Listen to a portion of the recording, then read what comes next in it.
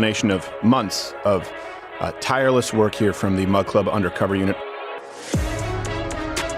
If you decided to ask Trump, did you know who he was?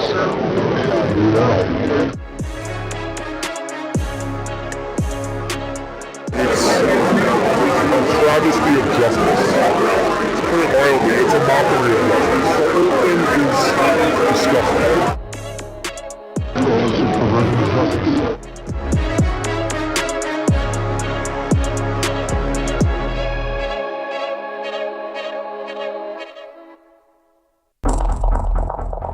There is no scenario where we approve a platform that has Steven Crowder, Alex Jones, or the like.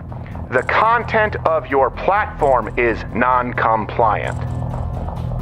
The same people who have been saying that YouTube is a free and open platform are telling you right now, we will not allow you to be a free and open platform.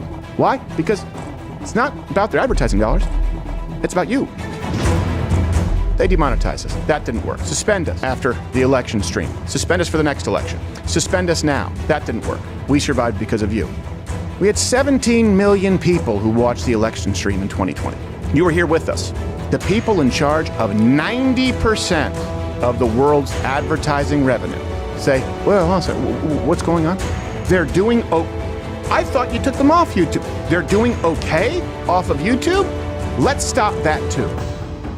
And all of this right before the most important election of our lifetimes. Think that's a coincidence? How are you going to stand against the mob? How are you going to fight like hell? Between now and election, it's a sprint. Not just for a national election, it's a sprint for the spirit of this country and your ability to choose what you watch, who you support, and the mere ability to speak. This season is war. What we did in 2020 is child's play compared to what we are about to do this election.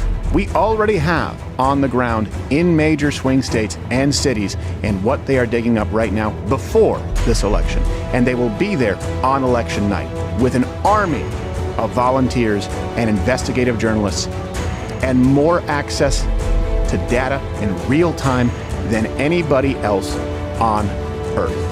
Fact check him. We have a DNC chairperson to fact check, and let me lead this with he one time called Donald Trump Hitler. Hitler was duly elected. And then you wonder why people think you're the enemy of the people. Yeah, the media has already got their marching orders. Anytime there's questions, go with the race thing. Misogynoir. Racism and sexism. Is it just because she's black? Yes, misogyny and racism faced by black women. The problem is the media entertainment industrial establishment, okay?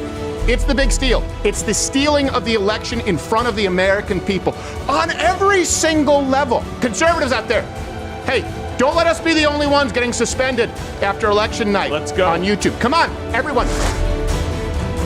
If you want to see that, you want to be here with us, there's no reason to tune in anywhere else that night. The election live stream of the century. Imagine dominoes falling in every state with corruption. The election live stream of the century, November 5th, 2024. Be there with us. Fight like hell.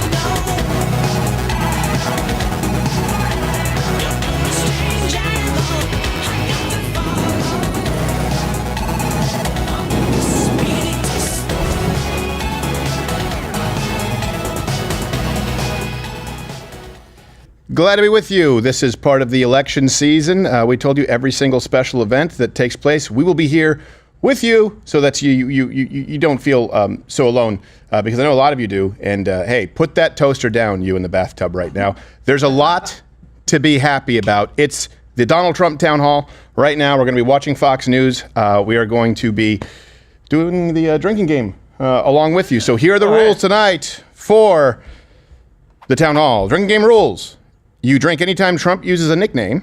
You drink anytime Hannity talks too much. Oh, boy. Oh, geez. Anytime Donald Trump, Hannity, or the audience laughs. What, my liver? You take a drink anytime Trump calls out the fake news media, and you finish your drink anytime someone mentions Kamala refusing to debate. Oh, come on. This is... Hope you have a lot of cool beers. Josh wrote those rules.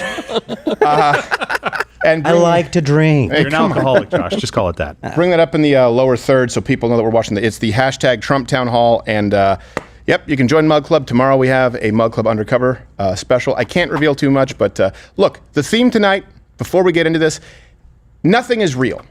Okay? Nothing is real. The polls that you were fed are not real. The prosecutions, the indictments against Donald Trump are not real. And unfortunately, a lot of the commentators and hosts who you watch are also not real. We'll get into Russian propaganda in a little bit. Also, ratings aren't real because, I don't know if you know this, but Brian Stelter's back. We'll get into that in just a second. I heard he had great. All right.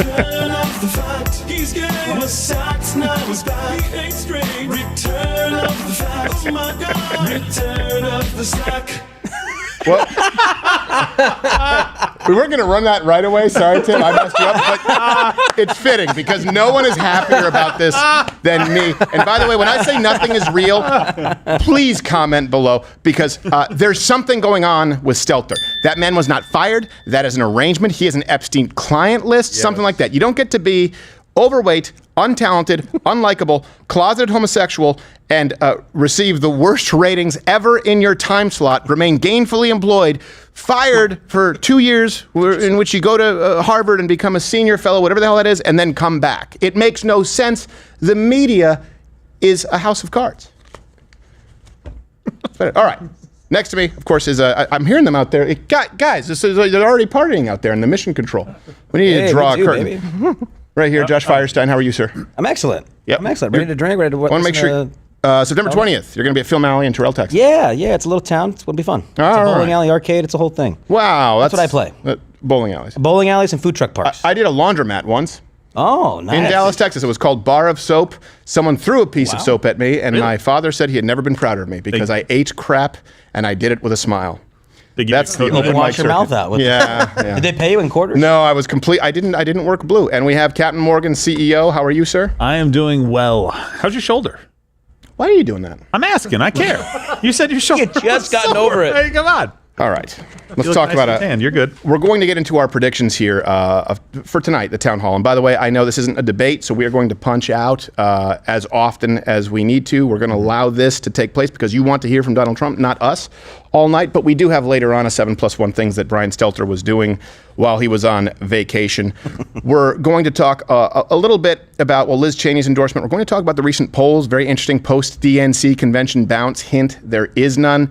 And yeah, Russiagate is back. Of course, it's not true, but there is unfortunately some truth to people taking money directly from Russia and lying about it online. Now, it's not the people who you've been told by the media, fortunately or unfortunately, depending on how you look at it, but it is a thing. Yeah. It's a loose-loose. What else? I was going to say just one note really quickly for people who are in Mug Club right now. There's a black screen on locals. We're getting that fixed right now, so you'll be able to log on locals. The black dot. It's just on Chrome, I believe. Yeah, it may be just like a Chrome issue, so we're working on it. The Just crab is FYI. coming. Google shock. Nice. CB4. He said it just as Kevin Hart came on screen. American freedom from Chase. That was a great film.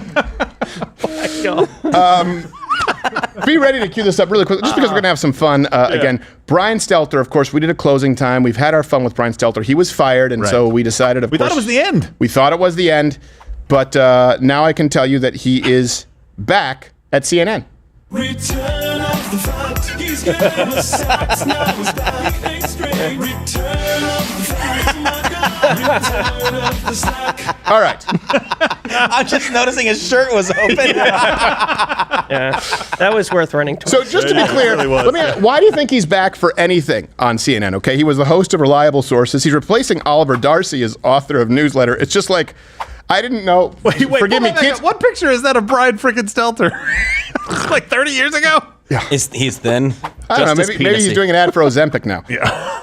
He replaced Oliver Darcy now as the author of the Newsletter. I didn't know that, like, an asshole could swallow an asshole. It happened. It's the inception of the replacement of Oliver That's Darcy. a double lapse. Yeah, it really. It's a different. Well, they're certainly not pros. They're not pros. No. The show had a 4.5, his show on CNN, out of 10 rating on IMDb. And here's the thing. Why bring the guy back who averaged 76,000 viewers in the demo on his show? 76,000 viewers. That's lower than we'll have watching live tonight. That's pretty bad. Yes. In the demo, the coveted demo. Okay. In the coveted demographic. He also got a rating of 2 inches on Grindr. And that was from his wife. No, his super hot wife. Super hot wife. You always Hot have to bod, say it that super way, hot yeah. bod. I didn't realize that Mike Lindell is still doing commercials on Fox News. He Oh, is. yeah. They should just run his deposition. Let's see this really quickly. Mustache looks nice. For the first time ever, My sandals. Now we got my sandals made in Egypt. You're going to love my sandals. If you don't, you're an asshole. By the way, I talked to him at the RNC. He loves that you love that. Oh, does he? He loves that we ran with that. I go, you know that thing you said in the deposition? He's like, oh, yeah, you're an asshole. And I was like, yeah, we love it. Yes, You're an asshole. It looked like it went with the commercial. All right, let's go really quickly into, before we get into... My dog pillow? What the hell is that? Did I miss anything with Russiagate? Of course, we're just providing some pregame here. Yes. Russiagate. No, let's get into Donald Trump here really quickly. Let's get into the polls and what's happening, what we predict for tonight. Look, hold on a second. I have to go through my notes because I have all of these notes here. All right, Gerald, help me out. One second. Polling. Okay. Nate Silver, chance of winning? So we talked about this last time we were broadcasting, I believe at night was the DNC convention. There are conventions, there are town halls, there are debates. Of course, Kamala Harris has been trying to change the terms of the debates. This is really interesting, and all the references are available at louderwithcrowder.com. I'll put the link in the description. She had a bounce when she was announced, when she was undemocratically installed, Kamala Harris. Okay, the announcement. And then we covered that there wasn't really the convention bounce that you see traditionally. And by that, I mean none. The only thing that has changed since then is Kamala, for the first time, has given her sole interview. It was 18 minutes. To be fair, they released, I believe, 27 minutes online. Online with the transcript. Okay. For it. Yeah. And the odds have changed dramatically in Donald Trump's favor since then. Before we get into the numbers, and these numbers are pretty shocking, maybe for people out there who've been defeatists, which is why I don't encourage you to watch this if you go out and tell people that there's no chance at winning. Thanks, Eeyore. This has got to be a personal hell for Kamala Harris. Yeah. Because she's going, okay, the only thing I can do to fix the sinking polls right now, the only thing I can do to help my chances is speak. Oh, no, I can't do that because no one likes it when I speak because I'm intensely unlikable and I'm also fundamentally dishonest. The more she speaks, and we've been telling you this, the more people see her, the worse off she is. That's a tough place to be. Let me give you some new polling data. So Nate Silver, and I know leftists are going to say, we don't like him now because he's been somewhat fair toward Trump, has now put Donald Trump's odds at winning at 58% to Kamala Harris at 41%. Okay, August 25th, 3 days post DNC, Harris was at 52, Trump was at 47. All right. Wow. Let's look at the poly market odds. They've changed by the hour leading up to this show. This is the betting odds that you might get in Vegas. Trump is at 53 and Kamala is at 46. Right after the DNC, they were neck and neck at 49 and 50. That's the only thing that's changed. What do you think it is? Is that people have seen Kamala Harris herself as opposed to having the media carry her water. There's more interesting data than that. Let's get into specifically, I think, the swing states. The swing states are pretty important. Let's go to Pennsylvania here. And this is where people are saying, hey, could this be the RFK Jr. bump? You guys comment if you think that's what you're seeing. Yeah. Pennsylvania is a state where whoever wins it has a 90% chance of winning the election. Doesn't mean you have to win Pennsylvania, but it's super important. Okay. The polls there are within the margin of error. All right. So right now they have Harris at a plus 0.5%. Keep in mind, the same time in 2020, Biden was up by 4.2%. He ended up winning by 1.2. That's important. You can also go back to 2016. Voter registration in Pennsylvania right now. The election last time, Democrats were up by 686,000. Now they're only up by 358,000. That is a big deal. Just to be clear. And if you're in Pennsylvania, they may violate their state constitution. Please go out and vote. Yes. And, make sure you vote in person, obviously. Don't give it to a mail courier who has more mail than, never mind. I was about to say, we haven't consumed any alcohol yet. This was a really, really dark one. Oh. That's why I had the stroke. I was like, I can't say that. Here's something else that's pretty interesting. Michigan. And I've said that Michigan is kind of that evasive state, the very ever elusive. A new Detroit news poll has Trump at 44.7 and Harris at 43.5. That's pretty significant. If you look at Michigan right now, overall, Harris is up 1.1, but Biden was up by 7%, and he only ended up winning by 4.5, assuming you believe those votes. So Michigan, Pennsylvania are both within the margin of error, and you're seeing states like Arizona, North Carolina, Georgia, states that they've said are swing states, pulling away, kind of going to pre-Kamala numbers for Donald Trump when he was facing off against Joe Biden. This doesn't look good doesn't mean you become complacent. Put your foot on the gas. But hopefully this emboldens you, and we'll see what he does tonight, so that you actually go out and start doing your job, because this is absolutely the most important election of our lifetime. And hey, they've thrown everything. They've tried to kill the guy. They've been prosecuting the guy, made up cases. We have some undercover footage tomorrow. It's kind of a big deal. Nothing is real.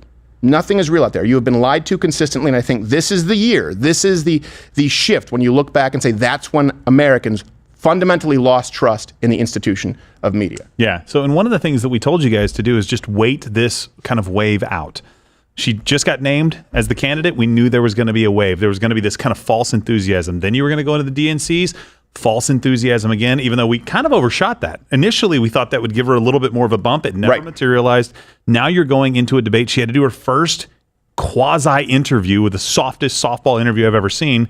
And people don't like what they hear. She's put policies out. People don't like what they hear. She's gone back on stuff. We'll do some flip-flop stuff later on where we tell you all about that. If Donald Trump just shows up and has a net neutral debate, Kamala Harris will be less likable after next Tuesday than she is today. Big time. I don't know, because he did so well against Biden. It's a tough act to follow. You can't outperform She's so that. unlikable. She's so unlikable. You just have to make sure you don't. Why? Because she's a woman? No. Because she's Indian? No. Because she's black? No. Because she's a whore? Maybe. Doesn't help. Wow, Gerald. Doesn't help. I said maybe. I doesn't don't know. Yeah, you do know. We all know. I'm not in the minds of the I voter. think half of San Francisco knows him, all right? Try 3/4. Yeah, probably Oakland too. Hey, look, they're talking about Stelter. Look at the pictures they pick on Fox News.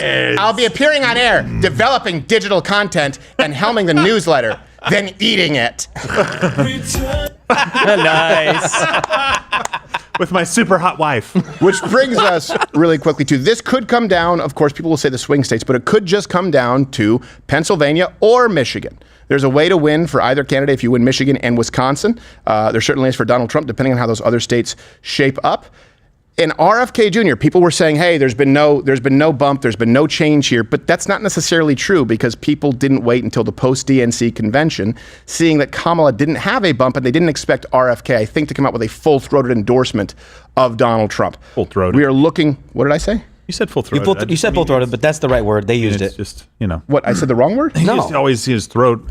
Oh, I thought I said something wrong. It's just a personal trigger for Gerald here. I don't appreciate the pun. I hope that Elon Musk gives him the brain chip implant. Yes.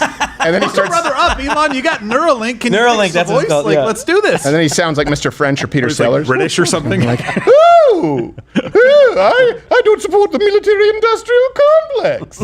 Make America healthy again. Yes. The good thing I have this implant. It could come down to the swing states, and I'm telling you this, RFK Jr. Certainly had an impact, and Kamala Harris may be screwed.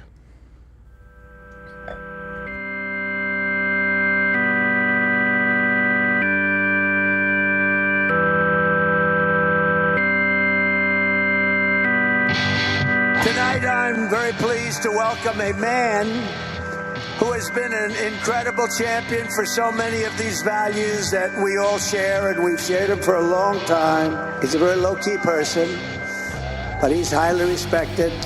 He is a great person. I've known him for so long. For the past 16 months, Robert F. Kennedy Jr.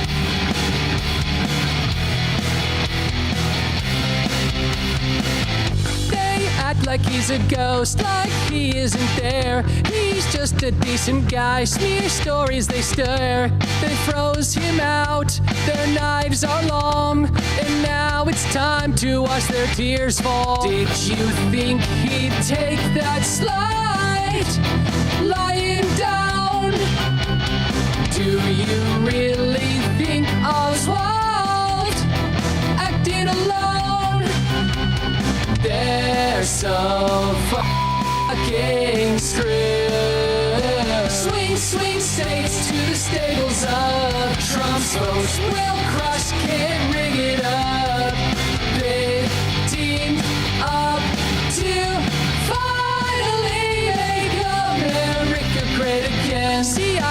and FBI, whose side are they on? Sweet vengeance will arise from a Kennedy wrong. Sleepy Joe was old, what a lie they sold. Kamala's joy is about to run out. Did you think that Trump would die?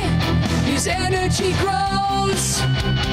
Now you know what it feels like being bold. The map will have no blue. Swing, swing states to the stables of Trump's votes. Will crush, can't rig it up. They teamed up to finally make America great again. The government that can silence its opponents has license for any kind of atrocity. Can you think of any time the people who were censoring were the good guys? They're always the bad guys. 270. You thought old Bobby was gone. 270. They're done election day. Swing, swing states to the stables of Trump's votes. Will crush, can't rig it up. They teamed up to finally make America great. Swing, swing states to the stables of Trump's votes. Will crush, can't rig it up. They teamed up to finally make America great again. Well, that was an abrupt stop. Yeah. I don't know what happened to the fade out. What is this, MTV? They got commercials coming up? Toolman was counting me in. I thought it'd be like a fade, they find it. Can you imagine a concert like that? Yeah. That'd be pretty cool, actually. I feel like that's what happens when the Stones go out and play. It's like, we're done now. Gonna leave. I've got drugs to do. They slowly walk a off. little bit. They're hitting now. Not gonna leave any tips. Not gonna leave any tips. I know that's not at all. That's not at all. I'm doing Ringo as the Stones. I have no idea what. Ringo probably does it too. Generic act. What do we think there'll be? I wanted to talk about Russia again today because Russiagate has come back, but we can probably talk about it Friday. Yeah. They're trying to say that Russia is pushing disinformation again to try and get Donald Trump elected. That's the claim. Of course, it's not true. You guys may have remembered what happened last time, but there are unfortunately some bad actors who have been pushing Russian disinformation. I don't know that we have that much time to get into it. No, but it looks like in that specific case, just let me say, the creators look like they were duped. It seems to be the owners of the company in that particular case that they're going after, that everybody's talking about. Don't let the media tell you otherwise, because even in the indictment itself, it says something to the effect of they were unwitting participants, that they were lied to about the source of the funding, and they never got paid to change views or anything like that, though people will go out and say they did. But the owners of the company, I believe it was Tenet Media, look like they're in a little bit of hot water. Could be orange jumpsuit time. Could be. Unfortunately for them. Could be. And I bet you they'll be starting on time tonight because this is a pre-tape. Yes. Which is kind of surprising because Donald Trump likes the energy of a live audience. He does. He does seem to get that. Well, the audience is live. I think the audience, the audience was live, but he likes the energy of it being live without a net, like testing the sensors. Like, and I would never say, pushy. Okay. Wow. just keeping you on your toes, Sean. I hear you got a third down in your black belt, right? Is check cash? I think tonight they'll probably be talking about, obviously, our prayers are with the families affected in Georgia. They'll probably be talking about guns that'll be tossed to them. They'll definitely be talking about the economy, probably immigration. Abortion is going to be an issue. We have a montage here for you where Donald Trump has clarified, but the media still wants to obfuscate that issue. They still want to make it as opaque as possible, and I think Donald Trump has an opportunity to correct it. Does it look like they're going live right now? Looks like they're coming in right now. All right, they're going live to Hannity. Hey, look, American flag. I bet you he throws a football. Looks like an NFL logo. I thought they were playing the parody. No slanted roofs either. So, yeah. Beautiful Harrisburg, The kid, bring it up a little bit, please. That's a lot of Amish. In just a minute, former President Donald Trump will join us for an hour.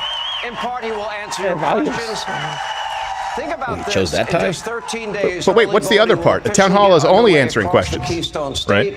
In a few days, just mail-in ballots will go out in other states, and we are only 61 days from what I believe is an inflection point for the country. That's less than 2 months away, and that's the 2024 election.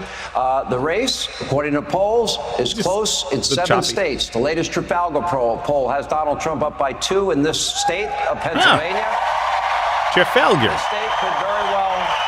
This is one thing that Sean Hannity does that we try to. This is why all of our sources, we try and give you left-leaning sources. That's why we sourced Nate Silver, RCP averages. The Trafalgar Group is known to be more right-leaning. Yeah. Are they more accurate than ABC News? Yes. The New York Post, New York Times CNN, I believe, is the merger there. Yes. But to simply cite them gives ammo to the left. Try not to do that. Try to use their own sources against them. Yeah. Sean Hannity doesn't do that, but we know that. Finally appears to be over. Our one and only interview was a whopping 16 minutes and 30 seconds of talk time. I've done a lot of interviews with Donald Trump. I promise you, not one has gone under an hour. She has yet to hold a single formal press conference in 45 days. It takes you that long to get undressed, Sean. She won't even take unscripted questions from voters at a town hall. Later on, we will be taking questions from this audience. She apparently pretended to be on a phone call to avoid reporters on the tarmac. That was yesterday. The truth is she doesn't have a good answer for her radical beliefs or sudden flipping and flopping and flailing or... Well, see, and this is kind of the issue that you see with media where they will say CNN is unbiased because they don't do a lead-in like this, and the lies are by omission. At least Sean Hannity lets you know where he's lining up. Like, this is not going to be an objective town hall or interview, and that's okay. He's right-leaning. Donald Trump goes into enemy territory all the time. All the time. He deserves a softball. And I don't necessarily know that it'll be a softball, but he deserves a platform to correct the record. But the left will say, see, Fox News can't be trusted, then direct you to CNN, where Brian Stelter has a job again. So that's fun. I mean, might as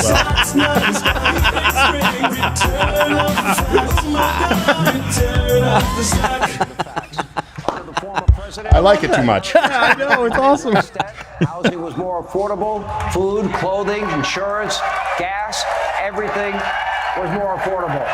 Interest rates were at record lows.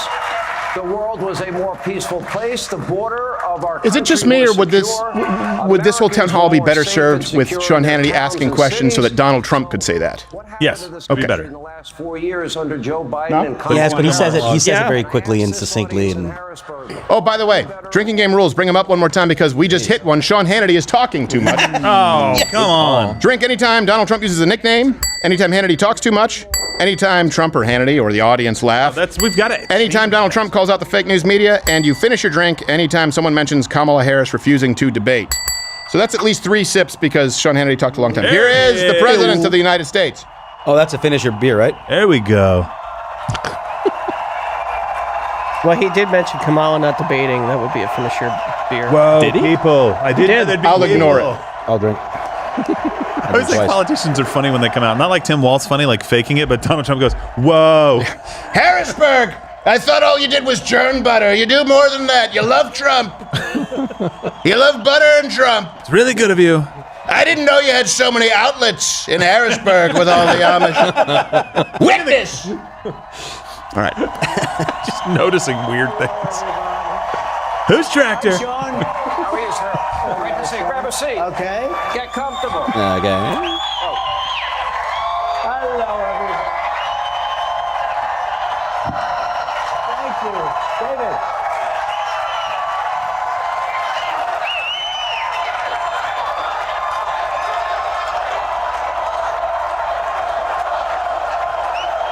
When an American flag in tractor. Does Sean Hannity have tractors behind? Are those lawnmowers? Those are not lawnmowers. Those are like multi. Okay. They can do mowing and they can do some front end loader stuff. You know, with PTO in the back. I mentioned we had this terrible shooting in Georgia. Right. Our prayers are with our friends in Georgia. Yeah. And I've been doing town halls and interviews in public with you for all these years since you got into the political arena. And I told this audience, never before have restrictions been so tight obviously after the assassination attempt as well. And Director Reyes said the threat level has never been this bad. He said it 5 consecutive times Sean before Hannity, Congress. talking too much. What Drink. is going on? Well, it's a sick and angry world for a lot of reasons. And we're going to make it better. We're going to heal our world. We're going to get rid of all these wars that are starting all over the place because of incompetent American leadership. And we're going to make it better. You know, Viktor Orban made a statement. They said, bring Trump back and we won't have any problems. He was... It's a Hungarian prime minister? Again, he always says someone else says it. Yeah. An election coming up, and actually, you know, they keep saying 60, but it starts in Delaware and North Carolina and other places a lot sooner than that. So in Pennsylvania. We're going to be, I think we're going to be very well set up to do a great job. And do we love Pennsylvania? Do we love it? I'll give him a cheap pop, you know? He asked a question, they cheered. I don't know why. Yeah. Let me ask you. And by the way, for people tuning in, the audio issues are coming from Fox News. They're a little bit muddled. Little muddy. Mr. President, let me ask you this. Between... Hannity's pissed. I was going to ask a question. I just have an hour, guys. Come on. That was a bit of a turd face. Hannity's not talking enough. Drink. This is a very tough interview. Audience laugh, drink. Hey. We did great in 2016. We did He's much not gonna better talk in again for 5 2020. We minutes. got millions of more votes. But there has never been enthusiasm like we have now. I mean, I see it all over. There's never been anything like it. And I hear the polls are very close, and we have a little lead. Is that Russ Henneman? I just find it hard to believe because first he of said all, hi, they've it been is. so bad. They've done such a bad job, but that's why the enthusiasm's so good, because they never had anything to compare it by. You know, I ran and I didn't have anything at all. I just was a successful businessman, and we did a good campaign. But the next time we had something, special, we could talk about what we did. It's always tough when you But have we friendly never heckling. could Yeah. imagine It's we'd like, have Shut up, people. I appreciate it, but shut up. Many criminals from all over the world are coming into our country. They're coming from jails, from not Fact just check South true. America, And we from will be all over fact checking the world. fact checkers after this, They're by the way, coming in watching at CNN, levels that nobody's NBC, and their ever seen. reaction. They're coming from prisons. They're allowing prisoners to come out of all countries. They had almost 180 countries represented over the last number of months. 180. Most people don't know that you have that many countries. They're emptying out their prisons and jails. They're emptying out their mental institutions and insane asylums. They're emptying out the sickest people, and they're emptying all into the United States. And you said it better than Did you hear anybody. Stelter's More back? terrorists have come into the United States in the last 3 years, and I think probably 50 years. There's never been anything like it. These people are so bad. They're so dangerous. What they've done to our country is they're destroying our country, and we can't let this happen. If they won, you'd have not 20 million, you have 100 million people. You won't have Social Security, you won't have Medicare, you won't have anything already. If you take a look at the numbers, they're filling Watch, up the and media is going to loading say up that Social illegal Security, immigrants Medicare. actually contribute more than they take in taxes, which is not true. We'll go back to it. Many of them from jails and many of them from very bad places. And we're not going to destroy our country, Sean. I'm going to play. Let me ask you my first question. Kamala Harris and the comments that she has made about the border. Because I think this is important. I want to play her in her own words about this. You're right. We have people, almost 11 million plus. We don't know how many gotaways there are. We have hundreds of known terrorists that have entered the Sean country. Hannity's talking too much. Drink. Countries they've come from. We're allowing people in. Thank you, Mr. Trump. Let me say exactly what you just said, less interestingly. China, tens and tens of thousands. He's a Russia, nice guy, but just he's talking too I much. don't think they're coming here because they want a better life, as maybe some other people are. And we know nothing about them. We haven't vetted them.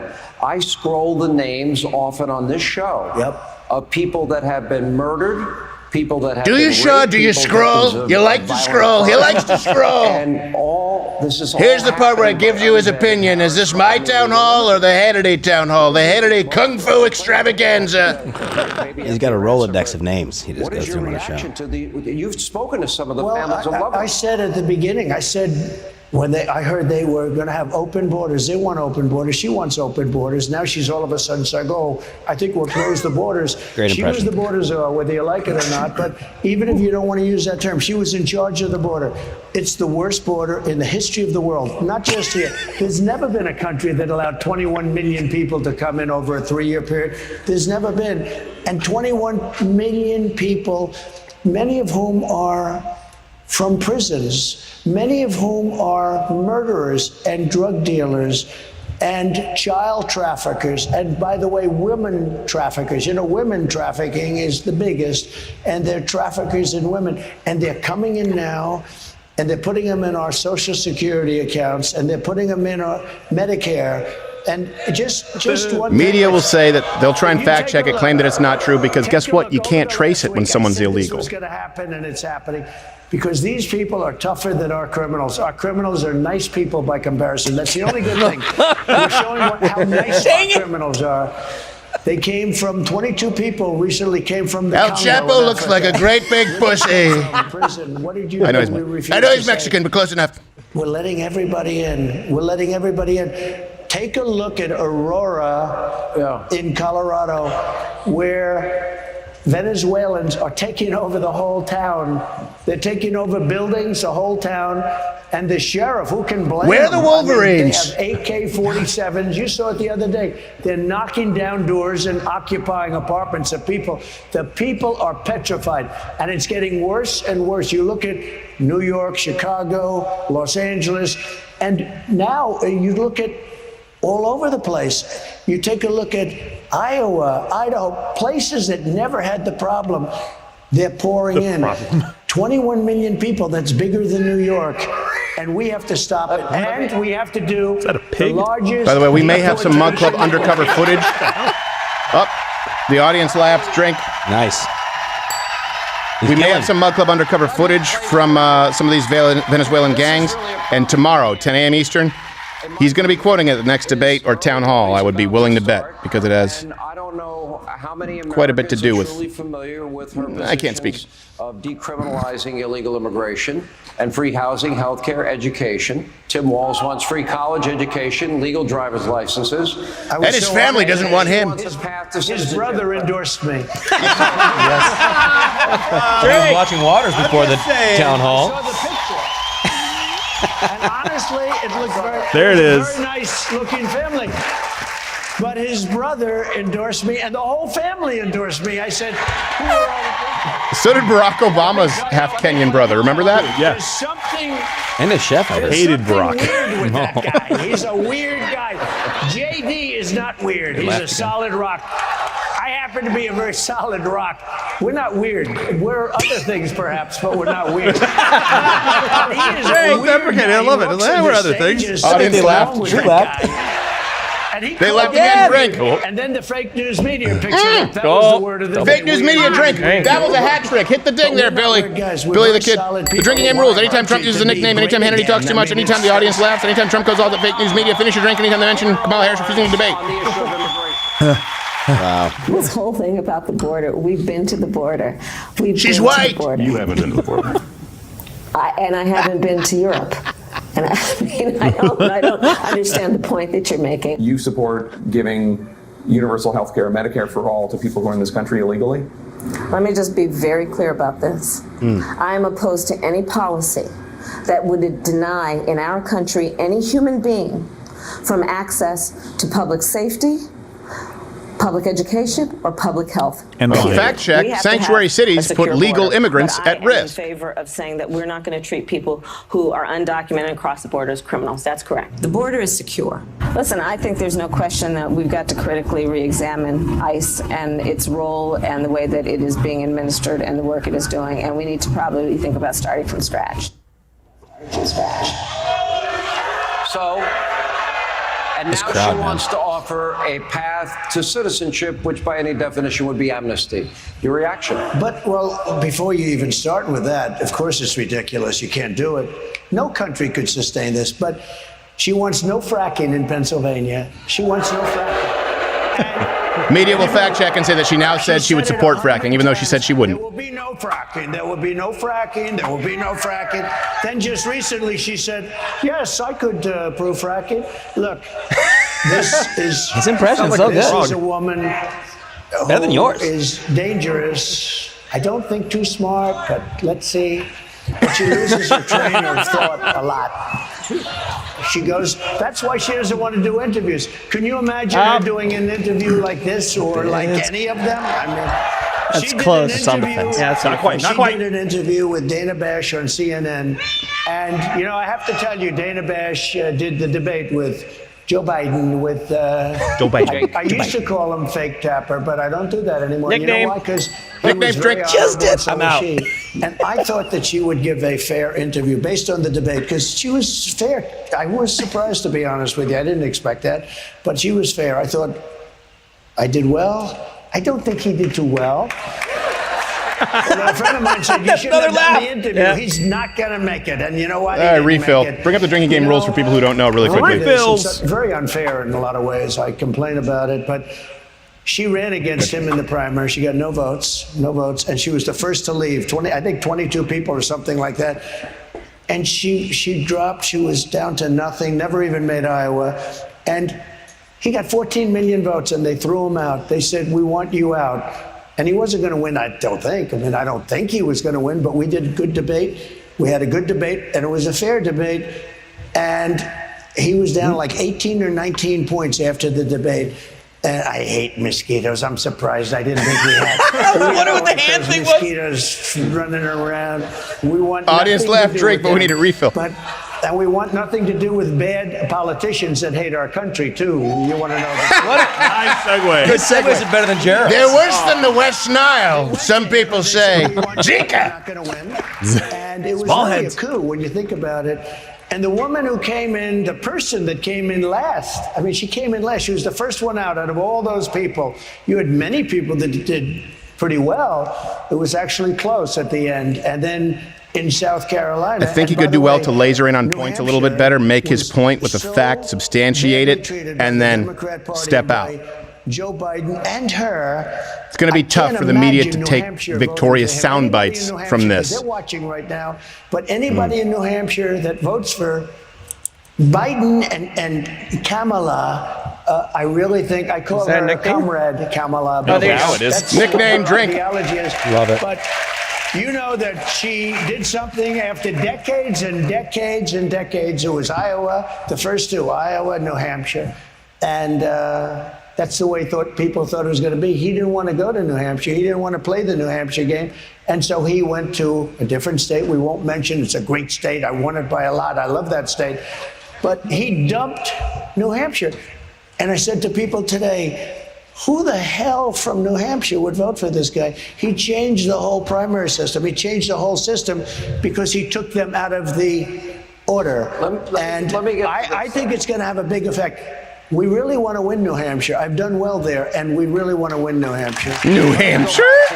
Name that movie line.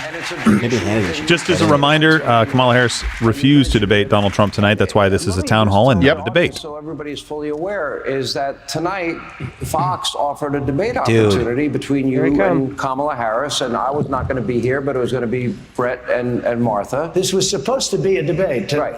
So I would have preferred. It's almost like I knew that was coming. He's a nice guy, but I would have preferred a debate. Thanks a lot. All right, this is a finish your drink, but I can't because I just got a new one. I just mentioned Kamala ducking the debate. Finish. I just made Finish. You finish. I'll sit.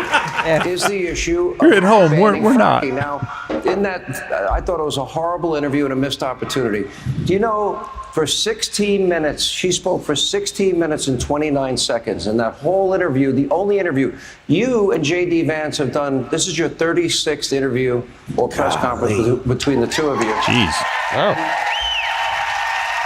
We don't know if Tim she Walz slept with a horse. Don't know if you know that. Consummated with a stallion. We don't know if she stands by that. We don't know if she supports Medicare for all. You've heard of the horse whisperer. He's the horse moaner. So did Kamala.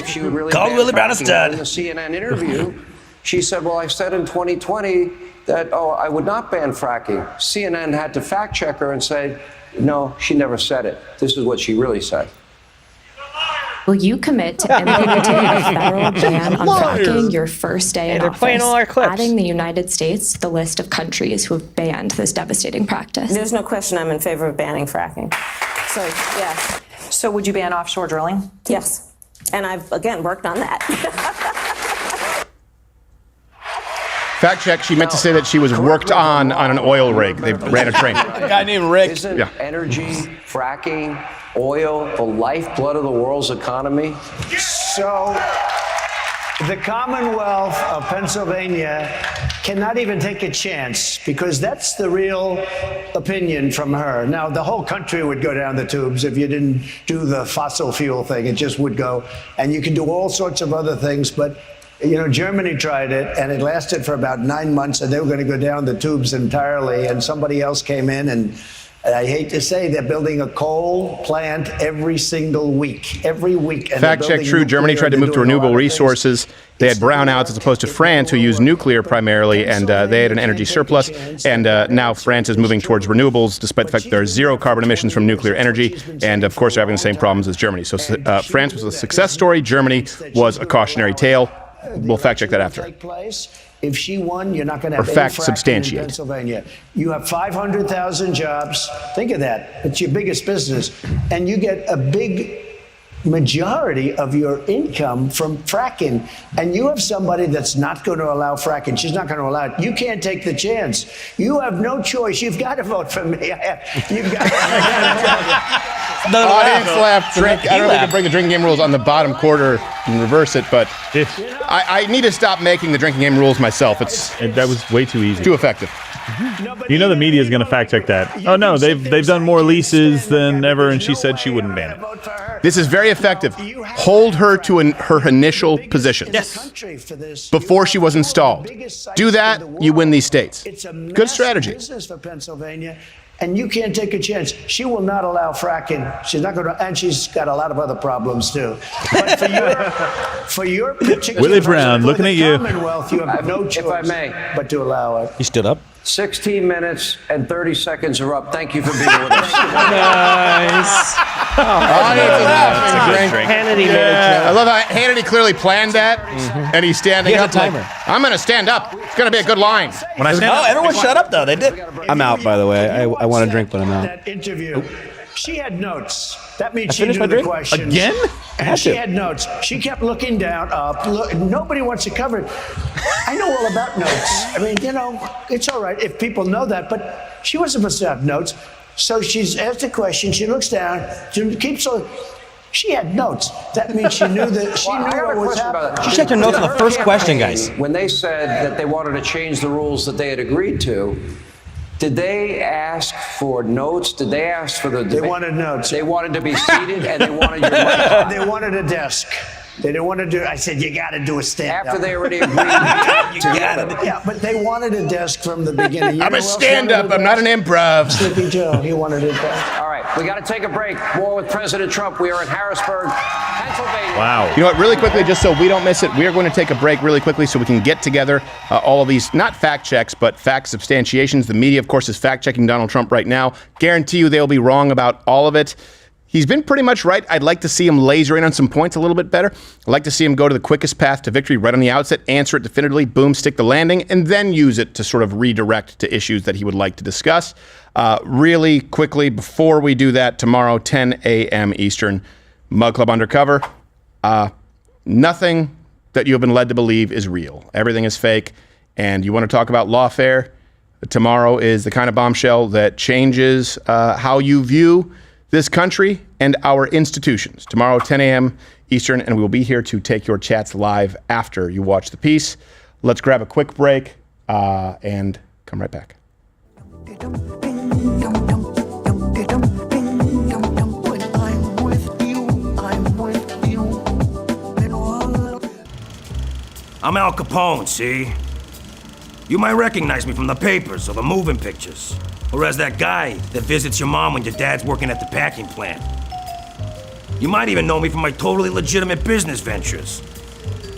But what you might not know is how much work goes into building an empire like this. It took a lot of work, paying out the coppers, moving all that hooch, and sometimes pushing out the competition. My one mistake was failing to pay my taxes and failing to get a guy with a lot of vowels or a precious metal in his last name to keep my books. This Valentine's date could have been a write-off. Don't make my mistakes. Call Tax Network USA today and tell them Scarface sent you. Die, motherfucker! Go to tnusa.com/Crowder and let them take care of business by taking care of your business. And now for Barely Legal with Bill Richmond, sponsored by Mug Club. Hi, I'm half-Asian lawyer Bill Richmond for Louder with Crowder, here with some education and tips on the terms we use in the legal world. Our question today comes from Dan McGovern in that hellhole known as East St. Louis, Illinois. Dan's question is, what is the deal with the court names like Supreme Court, Circuit Court, District Court, and Justice Court? And who in the shit is in charge of who gets to be a judge in each one of those? Well, Dan, we're going to split this one up into two parts and deal first with the courts themselves. Most of you have heard about a Supreme Court, which is the final appellate courts in both our federal and state systems. At the very top in the federal system, above all the courts, is the United States Supreme Court. You can end up here whether you start in a state court or a federal court. It is the true court of last resort for judicial relief. Now, secondly, most states also have a Supreme Court that is the highest court in that state. Stay tuned for more Barely Legal with half-Asian lawyer Bill Richmond. Hey, boo, Pedro, not today. You're not sending your best. I'm gonna send you right back. Looking over that. Well, let's keep building this wall. There you go, brick by brick. My wall, frankly, shoots fire, you see? And you're gonna pay for it. Here's Trump! Hey, guys, in the chat, let me know what you'd like me to put in my moat. I'm thinking alligators and spikes.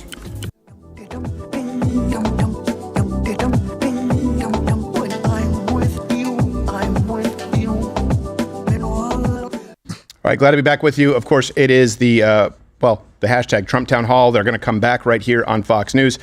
Do not let tax issues take you over and ruin your life, because we all know that with 80,000 new employees, not agents, media fact check, it can destroy your life in a flash.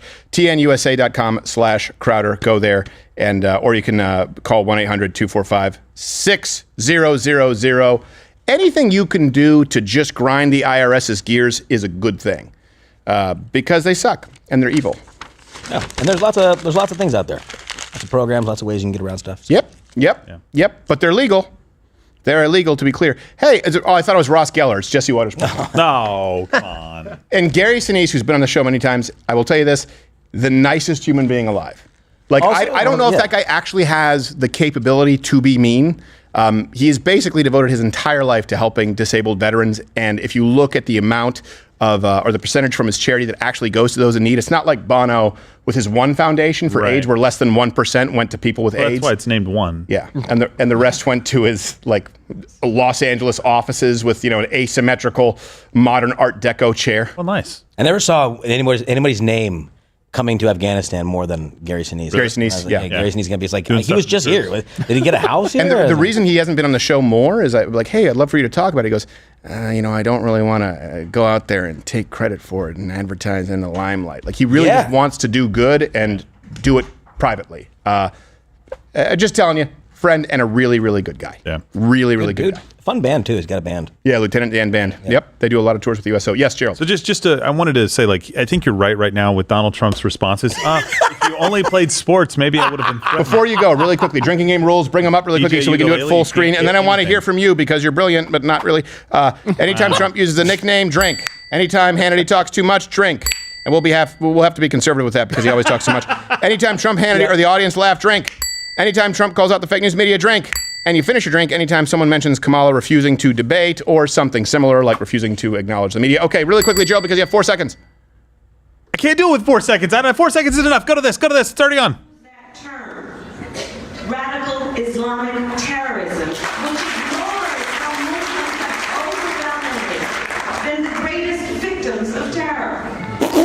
Here's the thing. That is true that Muslims have been the victim of terror overwhelmingly. From who? From radical Islamic terrorists. Exactly. That's right. We have a veteran here. By the way, thank you for your service. But I mean that in a way that he's like Gary Sinise. He doesn't like to be thanked for his service because he wanted to do it quietly.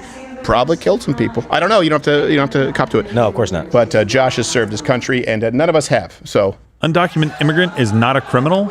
I think it is. Pennsylvania, we're broadcasting in front of a massive crowd.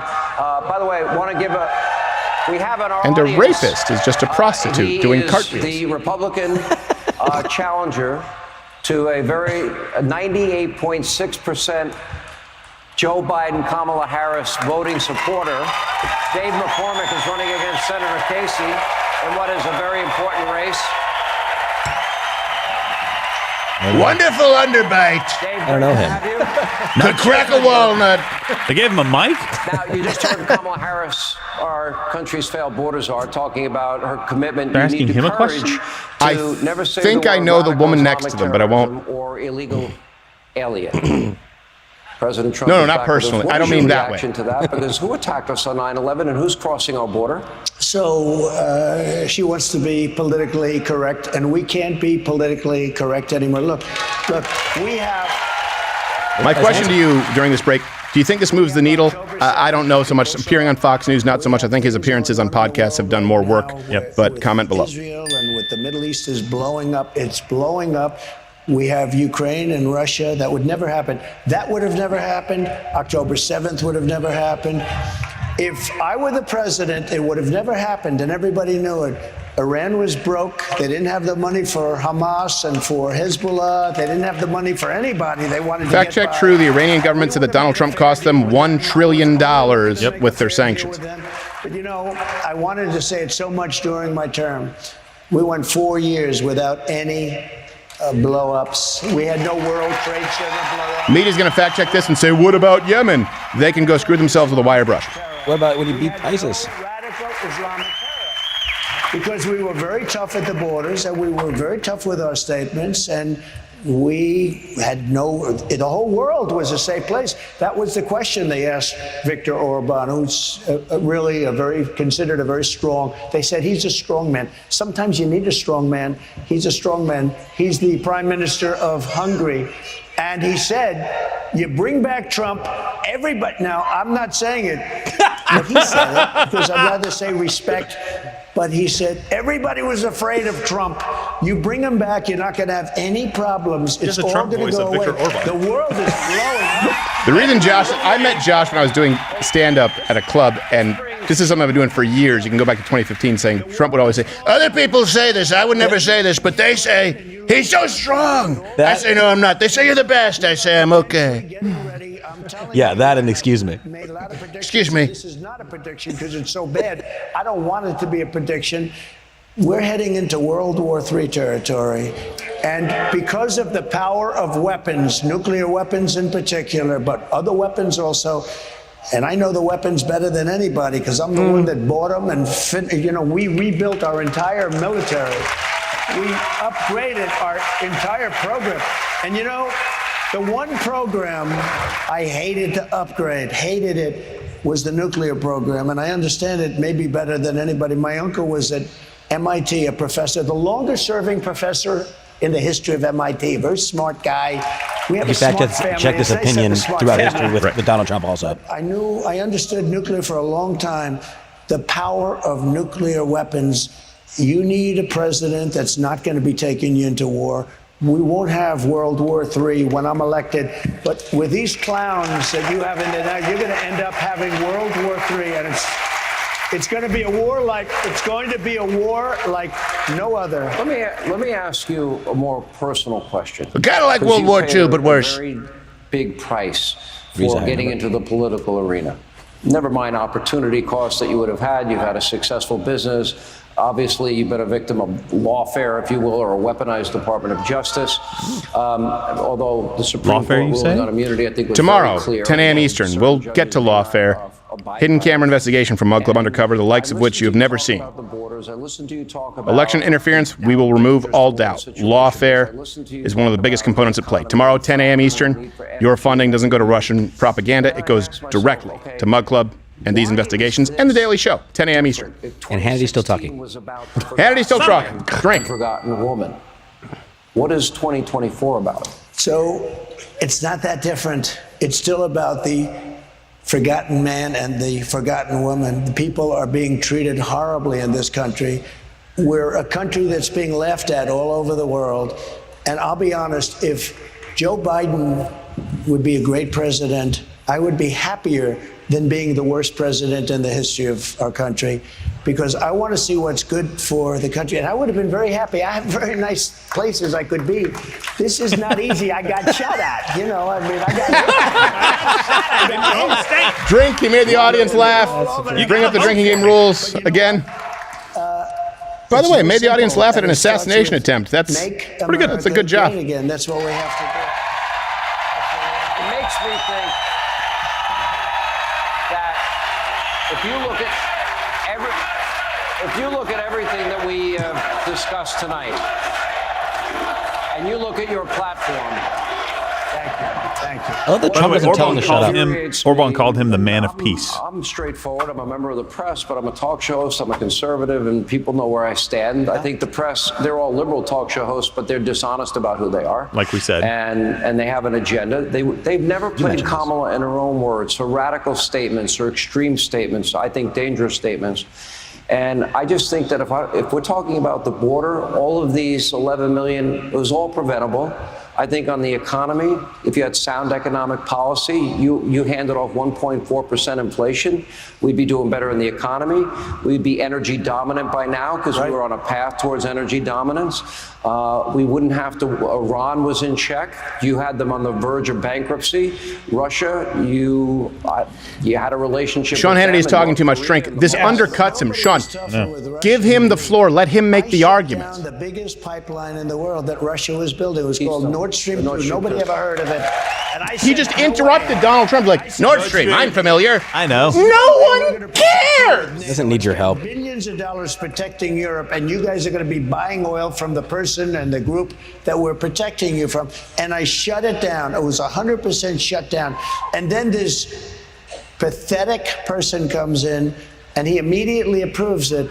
But he shut down the Keystone XL pipeline, our pipeline. And the head of that union, by the way, the pipe fitters union, the pipeline union, the head of that union. Not the pipe layers who endorsed Kamala. It was a big deal in the Biden campaign, and he endorsed him. And those people, 48,000 people lost their jobs.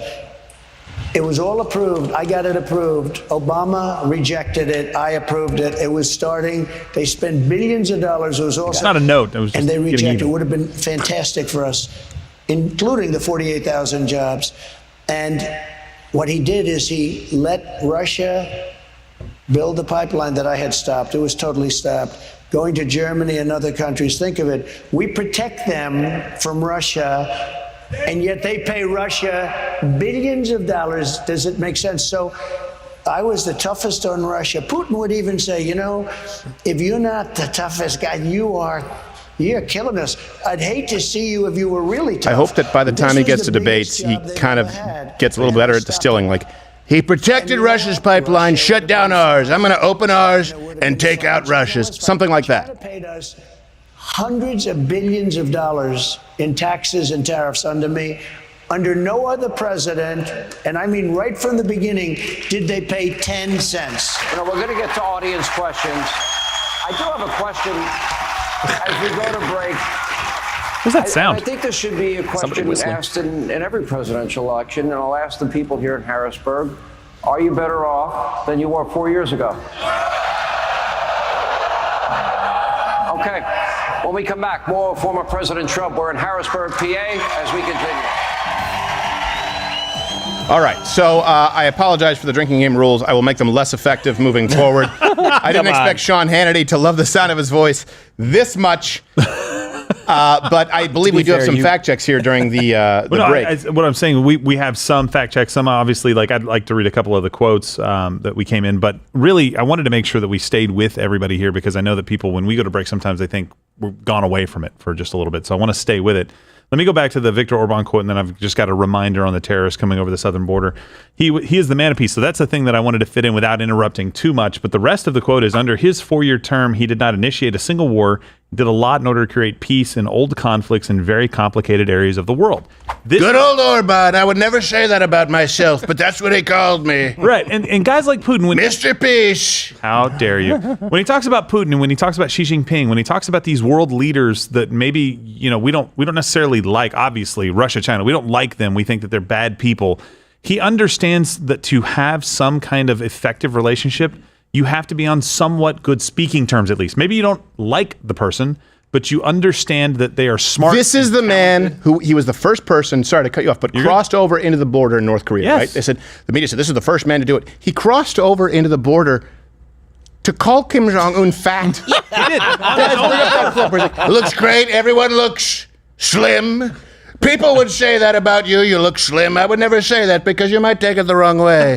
But people saying you look very trim, you look very healthy. Kim Jong-un, best haircut I've ever seen. You know what was really funny? Too much rice. What was really funny is he says it, and then Kim Jong-un looks over, and you hear the translation come through, and he goes, What? Oh, shit. What did he just say about Oh, fat me. Just tag me. It's like we've got his that face. clip. Let's All right, let's watch it. Yeah.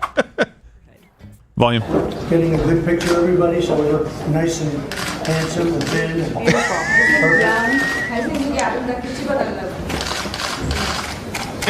He's talking about me.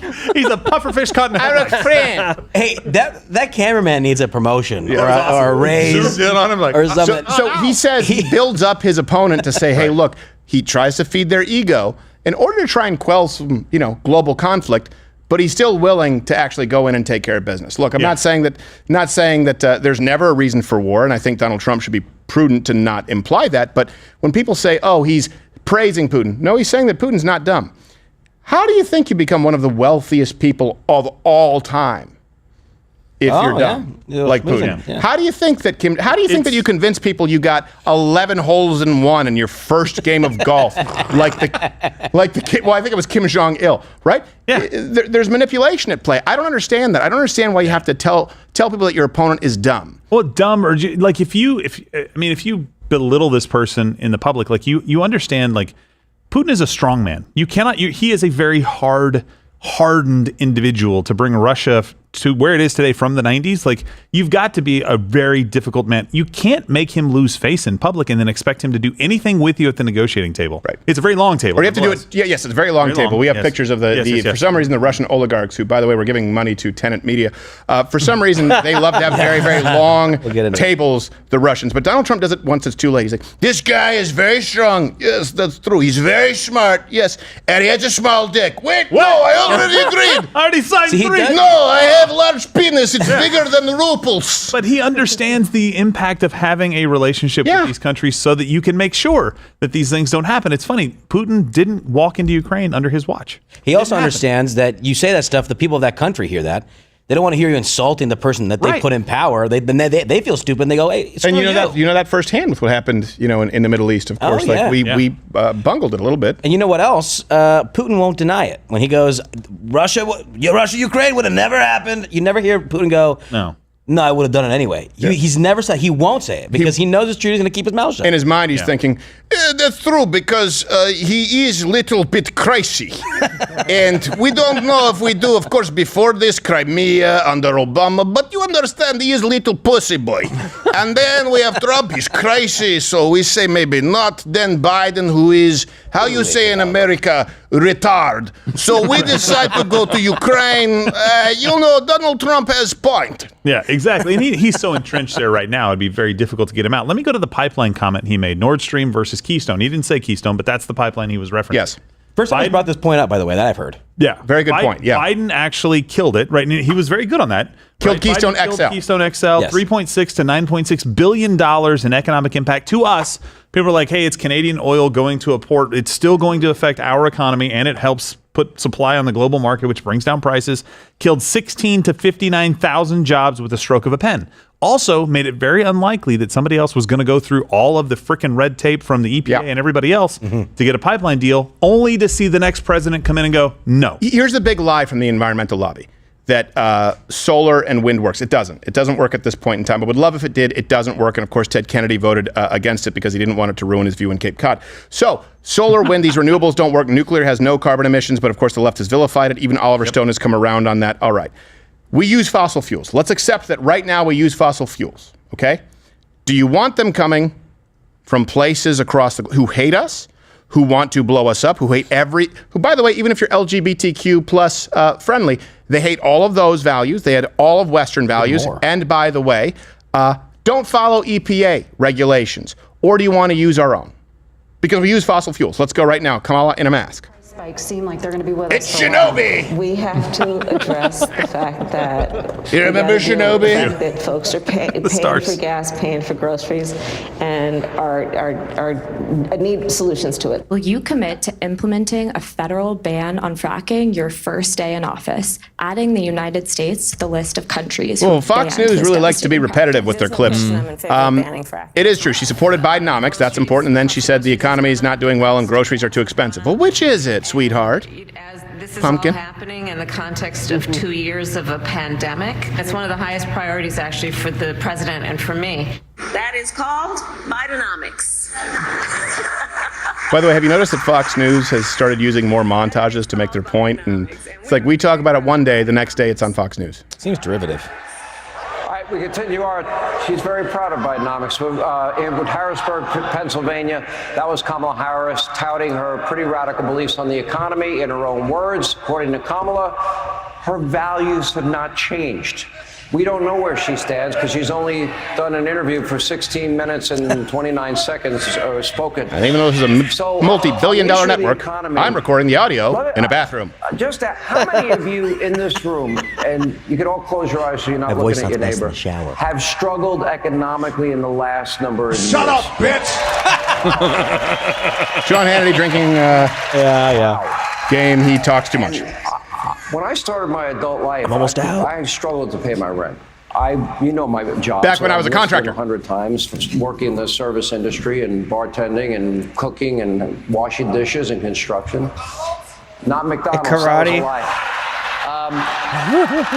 And dressed a heckler. She didn't work at McDonald's, right? She did not. Well, of course, They did laugh. This is funny. Donald Trump uses the audience. He's friendly with them, and it's a layup. Yes. Yeah. Brilliant. I think so, based on what I Here's my question.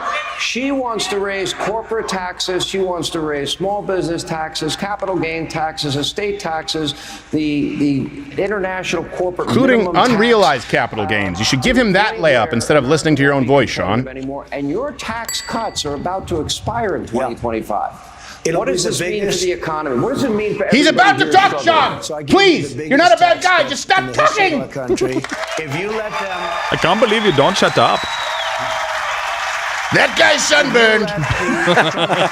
tax cuts expire, which she wants to do. She wants to terminate them. If you do that, you will suffer the biggest tax increase in history. There's never been a tax increase like it. On top of which, she wants to add a lot of tax. This country will end up, and I've said this a lot, and I mean it. This country will end up in a depression if she becomes president, like 1929. This will be a 1929 depression. She has no idea what the hell she's doing. What if unrealized capital gains taxes were implemented? What would she that wants do? to do that. This is where you have something, you don't even know what the value is. I tell you what, if that's going to happen, go out and open an appraisal company because you're going to make a fortune. That's about the only group that's going to make And by the way, in accountants. Texas, specifically Denton County, there was just a corruption scandal regarding housing appraisals to raise property taxes. And big international corporations, they don't have to stay in the United States. And they will be forced to leave for other countries. They can't afford to do a thing like that. They may have great wealth and no cash, and they're going to have to pay cash. Where are they going to get the cash? If they do that, the unrealized capital gain, it's been talked about for a few years by ultra left Marxists only, like her father's a Marxist. Her father's a Marxist teacher of economics. Can you believe this? But if that happened, this country, and I think forgetting about that particular, she's got a lot of things that are just as bad. If she gets in, I think we will have a depression, 1929 style depression. That's what I think will happen to our country. Already they've set us on a path. What about price gauging, as she calls it, or gouging? She's never said price gauging, but sure. And what if they implement that and then price controls? Yeah. That's been tried in many times. The former Soviet Union, Venezuela, even in this country in the 70s, it was a disaster. Yeah, every time it's been tried, no matter over hundreds of years, not just over hundreds of years, price controls, you end up with no product, you end up with massive inflation, and you end up with the destruction of a country. How does this impact? How do high That was interest the best rates answer of the night, I impact? think. How does inflation impact everybody that's here? Well, they can't buy a home. They can't do anything. Your business is stopped up. You can't borrow money. 17,000. And by the way, I had interest rates at 2%. Now they're 10%, but you can't get the money. 2.25. Get the money.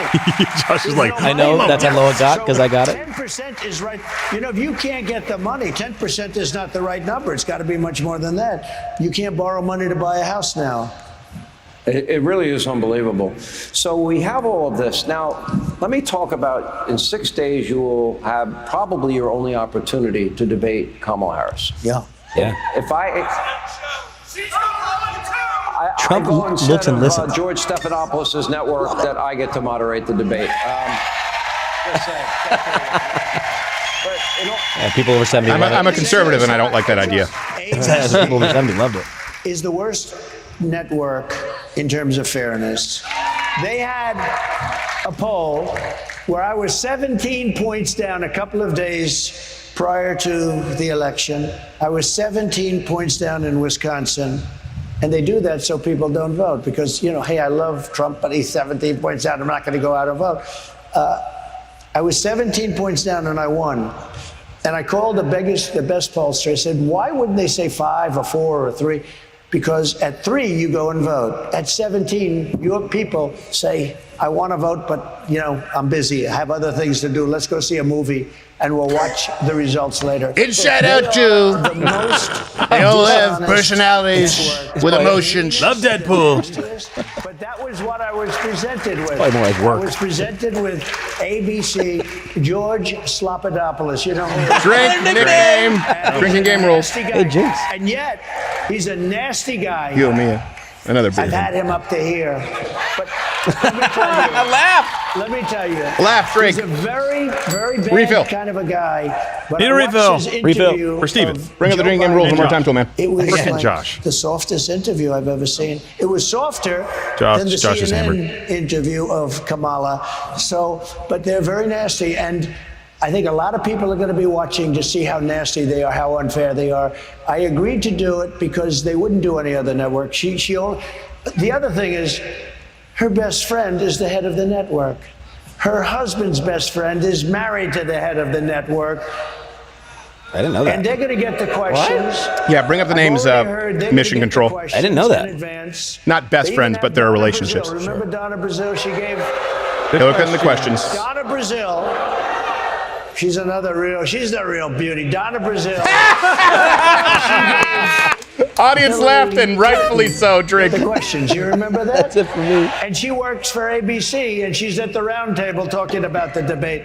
She is the round table. We're gonna watch very Lazy closely. Susan, that's what they call We're not her. allowed to do. We even have a. Well, that's Kamala. They spin her around, then reach right in. I'm not sure it's going to help her that much, though. I think you might give her the questions and give her the answers with the questions. I'm not sure it's going to help her. I love Audience laughs, drink, but I guess I'll do water. I hope it's not like a toast where it's bad luck. They're bringing yours. Unlike They've Kamala confirmed. Harris, our time is actually up. However, we're going to let Dave McCormick ask the first question, and we're going to air that not tonight, but tomorrow night. He always does this, you know. I do. Our time's up, but you know what? Let's make 2 shows out of it. Well, they're doing it. Wait, are they doing a second show tomorrow? More from President Trump as we continue. We are in the all-important state of Pennsylvania in Harrisburg. Thank you for being with us. Wait, what? What? Are they doing a second show? Can someone clarify for us? Did they just say they're going to go to the audience and run that tomorrow? They're going to run the audience stuff tomorrow, really? Oh, yeah, because tonight everyone wanted to tune in to hear what Sean Hannity has to say. Yes. Well, I love that Trump said that. He's like, yeah, I knew this was going to happen. You're going to do 2 shows. That's right, because you need twice the ratings, Sean. I understand. It's tough being second. I love that last response, though, where he was talking about how she won't do stuff. Yeah. He's like, because he'll take everything. He'll do everything. He'll go. He's like, she wouldn't agree to this network, wouldn't agree to that network. It's the only network she would agree to. He's like, so I had to do it. Yeah. Here's the thing. I know his answers have been pretty good. Like I said, I would like to see him sort of distill it, where answer with a phrase to punch it, because unfortunately now with social media, these elections are won by moments, and it makes it tough for someone to cut a moment if it's kind of a run-on sentence. Yeah. So if he does that, it's kind of like providing an answer, yes, allow me to explain. If he just is willing to do that a little bit more, people will go, okay, all right, I heard a definitive answer, now let me listen. His answers have been pretty on point. I think he's actually made some good points that he probably hasn't made in the past. I think that his answer there on capital gains was pretty good, or unrealized capital gains, or certainly when he talked about price gouging, not gauging, where he said every time it's been tried, not just in the last few years, but in the last several centuries, it's always been a disaster. You have complete shortages, you have rampant inflation, and people can't get anything. That was a very definitive answer. I think the reason for that is because Sean Hannity kind of gave a definitive question, stopped, and let Trump answer. I noticed with Donald Trump, and I hope that the moderators there at CNN are not taking notes, if he asks a bunch of questions and he likes to hear himself talk, meaning Sean Hannity, Trump doesn't know what target. It's kind of like a lion tamer with a three-legged stool. What happens there is the lion, what tames the lion is he doesn't know which one to look at. Just fire it right in there and let him volley it back. That's where Trump is best. But I think he could be a little more effective with that. To be fair, Hannity was repeating what Trump had just said a few times. And then repeated saying, and I've always said that too. So it wasn't necessarily like throwing it, but he was like, all right, let me just repeat all the crap you just said. Yeah. And here's a question. You used to listen to Hannity, and again, we like the guy. We like his politics. He's a very decent man. Yeah, very decent man from all accounts. I just don't love the interview style. I let Donald Trump have the floor. Ask a question, get out. Ask a question, get out. He needs to understand that people need to hear from Donald Trump. They don't need to hear Sean Hannity's opinion. I guarantee you, if we ran the tape back, we would probably see around 16 minutes and 30 seconds of Sean Hannity speaking in that hour, including the opening monologue, and less time of Trump speaking. You wouldn't have had to go to a second hour for audience questions. That's what Trump Are they going to a second hour tonight? Or are they doing it tomorrow? It looks like it's tomorrow, but they're looking right now to make sure. And we will not be able to broadcast this tomorrow because tomorrow morning at 10 a.m. Eastern, we are dropping a Mug Club Undercover, specifically the kind of information that you'll wish you didn't know about lawfare, and specifically that relates to Donald Trump. Yeah. The kind of information that could change an election. Yeah. Let me be clear. This will probably be the biggest story that we ever cover. If enough people see it. Ever. Right? So yes, exactly. It's certainly amongst them. We do have some other ones coming up between now and election night. The election live stream stories, but this one tomorrow directly relates to what they're discussing tonight in lawfare and Donald Trump. And you wonder about election interference. You already know because Mark Zuckerberg apologized for Facebook's election interference with big tech. Right. But no one has really had the smoking gun. No one has had the proof as it relates to the DOJ, as it relates to our justice system and it being weaponized against a candidate. Tomorrow there will be no more doubt. 10 a.m. Eastern, we're going to run it here on YouTube. And of course, we'll be taking your chats on Mug Club. Right now, are they done on Fox News? Yeah, they're done. Whatever they're going to record for the audience questions, it looks like they're going to run on his show tomorrow night. Okay. So it looks like they're done with the town hall for this evening. That could have been a debate. Oh, before we go to CNN, really quickly, CNN right now, they're deciding to cover that Liz Cheney is endorsing Donald Trump. I don't know if you know this. Do we have the... No, she's endorsing... Oh, wait. Hold on. Get that. I don't... Oh, that's on you. Okay, good. Yeesh. I don't know what that was, but I want it away from me. Got to dodge the Liz Cheney attack. That was Liz Cheney losing her race. I don't want her to get that bad juju on me. No. It was a long time ago. She only got 49,000. Lose enough. Don't worry. No. Sorry, you mispronounced it. Candace Owens says bad jujus. Oh. I'm joking. Hates Jews. Joking. Oh, are you? Hey, it's the guy on CNN who brooms between Rocky and Bullwinkle cartoons. Isn't that a truck? Let me bring Cars up just because really quickly. So bring that overlay up on Liz Cheney. So this is what Liz Cheney said August 11, 2020. Kamala Harris is a radical liberal who would raise taxes, take away guns and health insurance, and explode the size and power of the federal government. She wants to recreate America in the image of what's happening on the streets of Portland and Seattle. We won't give her the chance. And here is her now saying that she is endorsing Kamala Harris because principles. Wait, which clip is that? The Liz Cheney clip. I don't. I gotta find it. Hold on a second. Liz Cheney. Clip Cheney endorse. Clip Cheney endorse. Clip Cheney endorse. Oh, I hope you get SARS. As a conservative, as someone who believes in and cares about the Constitution, I have thought deeply about this, and because of the danger that Donald Trump poses, not only am I not voting for Donald Trump, but I will be voting for Kamala Harris. Oh. What dangers? So let me ask you this. How do you, when you say because of the dangers he presents to in the Constitution, all right, let's go with the Constitution. We already know what you said about Kamala Harris. Tim Walz said, in the First Amendment, it doesn't cover, the First Amendment doesn't cover if you're going hate speaking on the internet. Let me grab my son. Get over here. It doesn't cover if you're going hate speech. And it absolutely does, by the way. That's kind of why it was designed. So the First Amendment done away with, according to the Harris administration, if it existed, God forbid. Then the Second Amendment, of course, a mandatory gun buyback. Not limitation on some magazines, just mandatory gun buyback. Guns are taken away by men from the government, door to door. That's what she supported until, of course, she was against it. Second Amendment done away with. Constitution? Well, you want to talk about, hold on a second, our constitutional republic? You mean someone who has been installed, who hasn't received a single vote to win a primary? What about Kamala Harris is indicative that she supports the Constitution? What that really means is that Liz Cheney doesn't like Donald Trump personally. Look, there are a lot of areas where I don't like Donald Trump personally. Who gives a rat's ass? This isn't about that at this point in the country. For someone to say, because I support the Constitution, I am endorsing Kamala Harris, that person is either dishonest or barely functionally retarded. I'm sorry, you can't say I'm a principled conservative, therefore I'm voting for Kamala Harris. You can say I'm a principled conservative, therefore I'm abstaining, which means you're also a pussy, but you can't say I'm a principled conservative and then endorse Kamala Harris. You're a turncoat, it's treason, I'm sorry. Liz Cheney, Adam Kinzinger, I have absolutely zero empathy for what is coming their way. I'm sorry, this show on CNN's called Newsnight or something.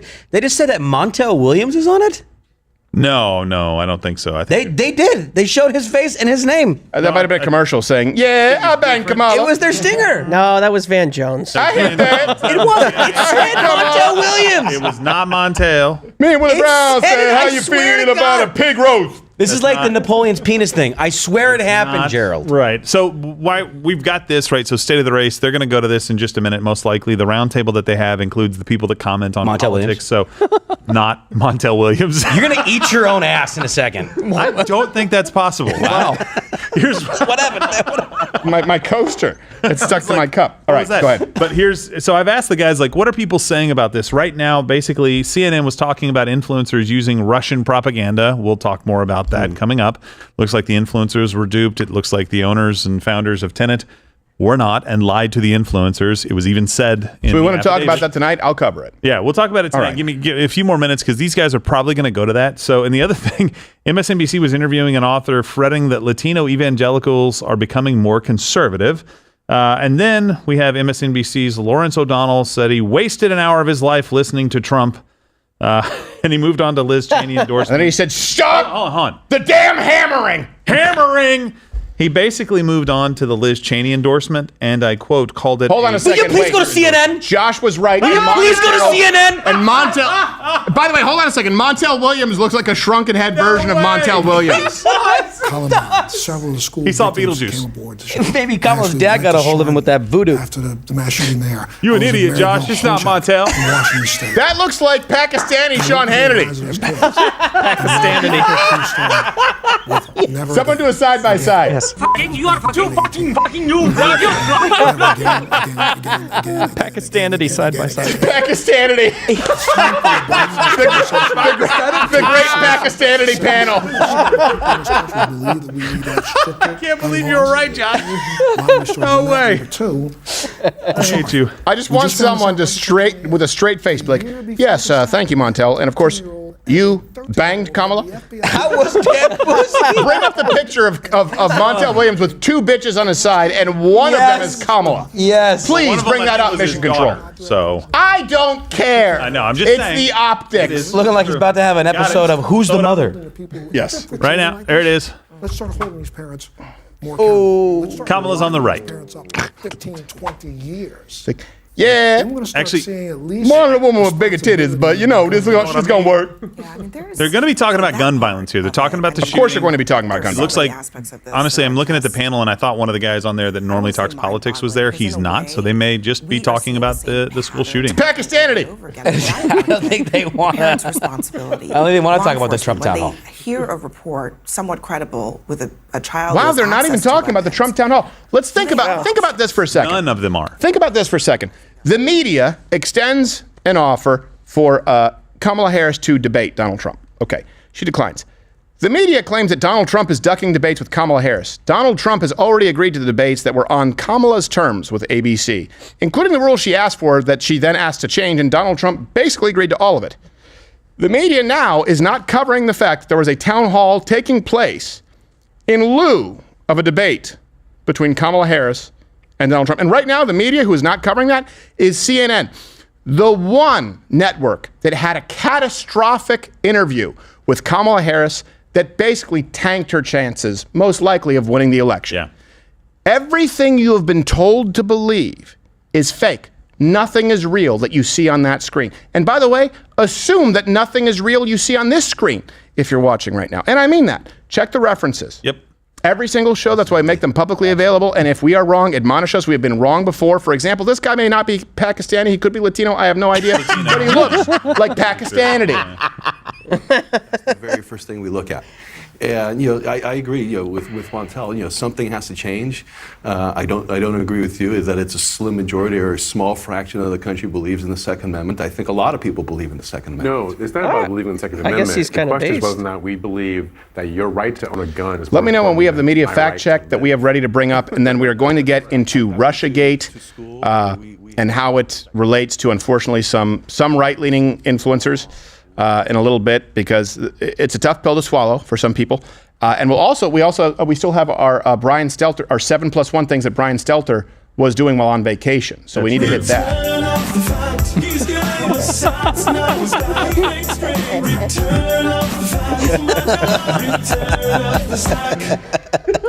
So, and that's really not quick, one of them. Really quickly, this ain't going we away. have been fact-checking and kind of fact-substantiating, really going all the way through. None of the media actually asked our team, like, hey, is anybody on cable news, CNN, MSNBC, CNBC, anybody talking about this? No. You know why? Let me tell you exactly why. For the same reason they are now telling Kamala, don't worry, you don't need to do any interviews. Right. If Kamala speaks, it hurts her. If Donald Trump is seen speaking, it helps him. That should tell you quite a bit. Yes. When you go straight to the source, when people actually hear Donald Trump in his own voice, they may go, okay, he's bombastic, but they say, you know what, he makes sense. And you know what, his arguments hold water. When Kamala Harris can speak directly to the American people, it hurts her chances. By the way, by double digits. Yeah. In the likelihood, in the betting odds. Kamala Harris speaks, she loses. Donald Trump speaks, he wins. If Kamala Harris is heard, she loses. If Donald Trump is heard, he wins. It's really that simple. And so everything else, when you see it through that prism, go, why is the media covering X and not covering Y? Why are they not covering Donald Trump right now in the town? It's not because it's Fox News. They'll run Fox News clips all day long on CNN if they can mock it. They can't cover it. They can't cover it.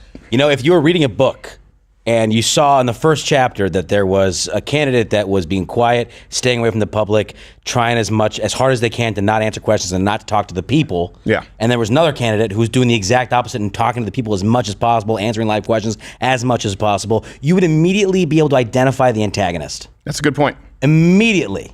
Yes. Yeah. So I want to go quickly to, so we did live kind of fact check and substantiate, but Kamala Harris's youth team put out a tweet asking 10 questions Trump should answer. That Harry Sissy? 10 questions 10 questions Trump should answer. This will kind of act as a fact check. You can probably answer these in. Okay. All right. Hold on a second. Do we need to set? Can you answer as Trump? Do we need to set a timer?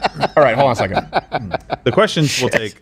All right. Hold on. Don't everybody. answer like Trump and go an hour. Can we set a clock? Can we set a stopwatch? Can we set a chrono?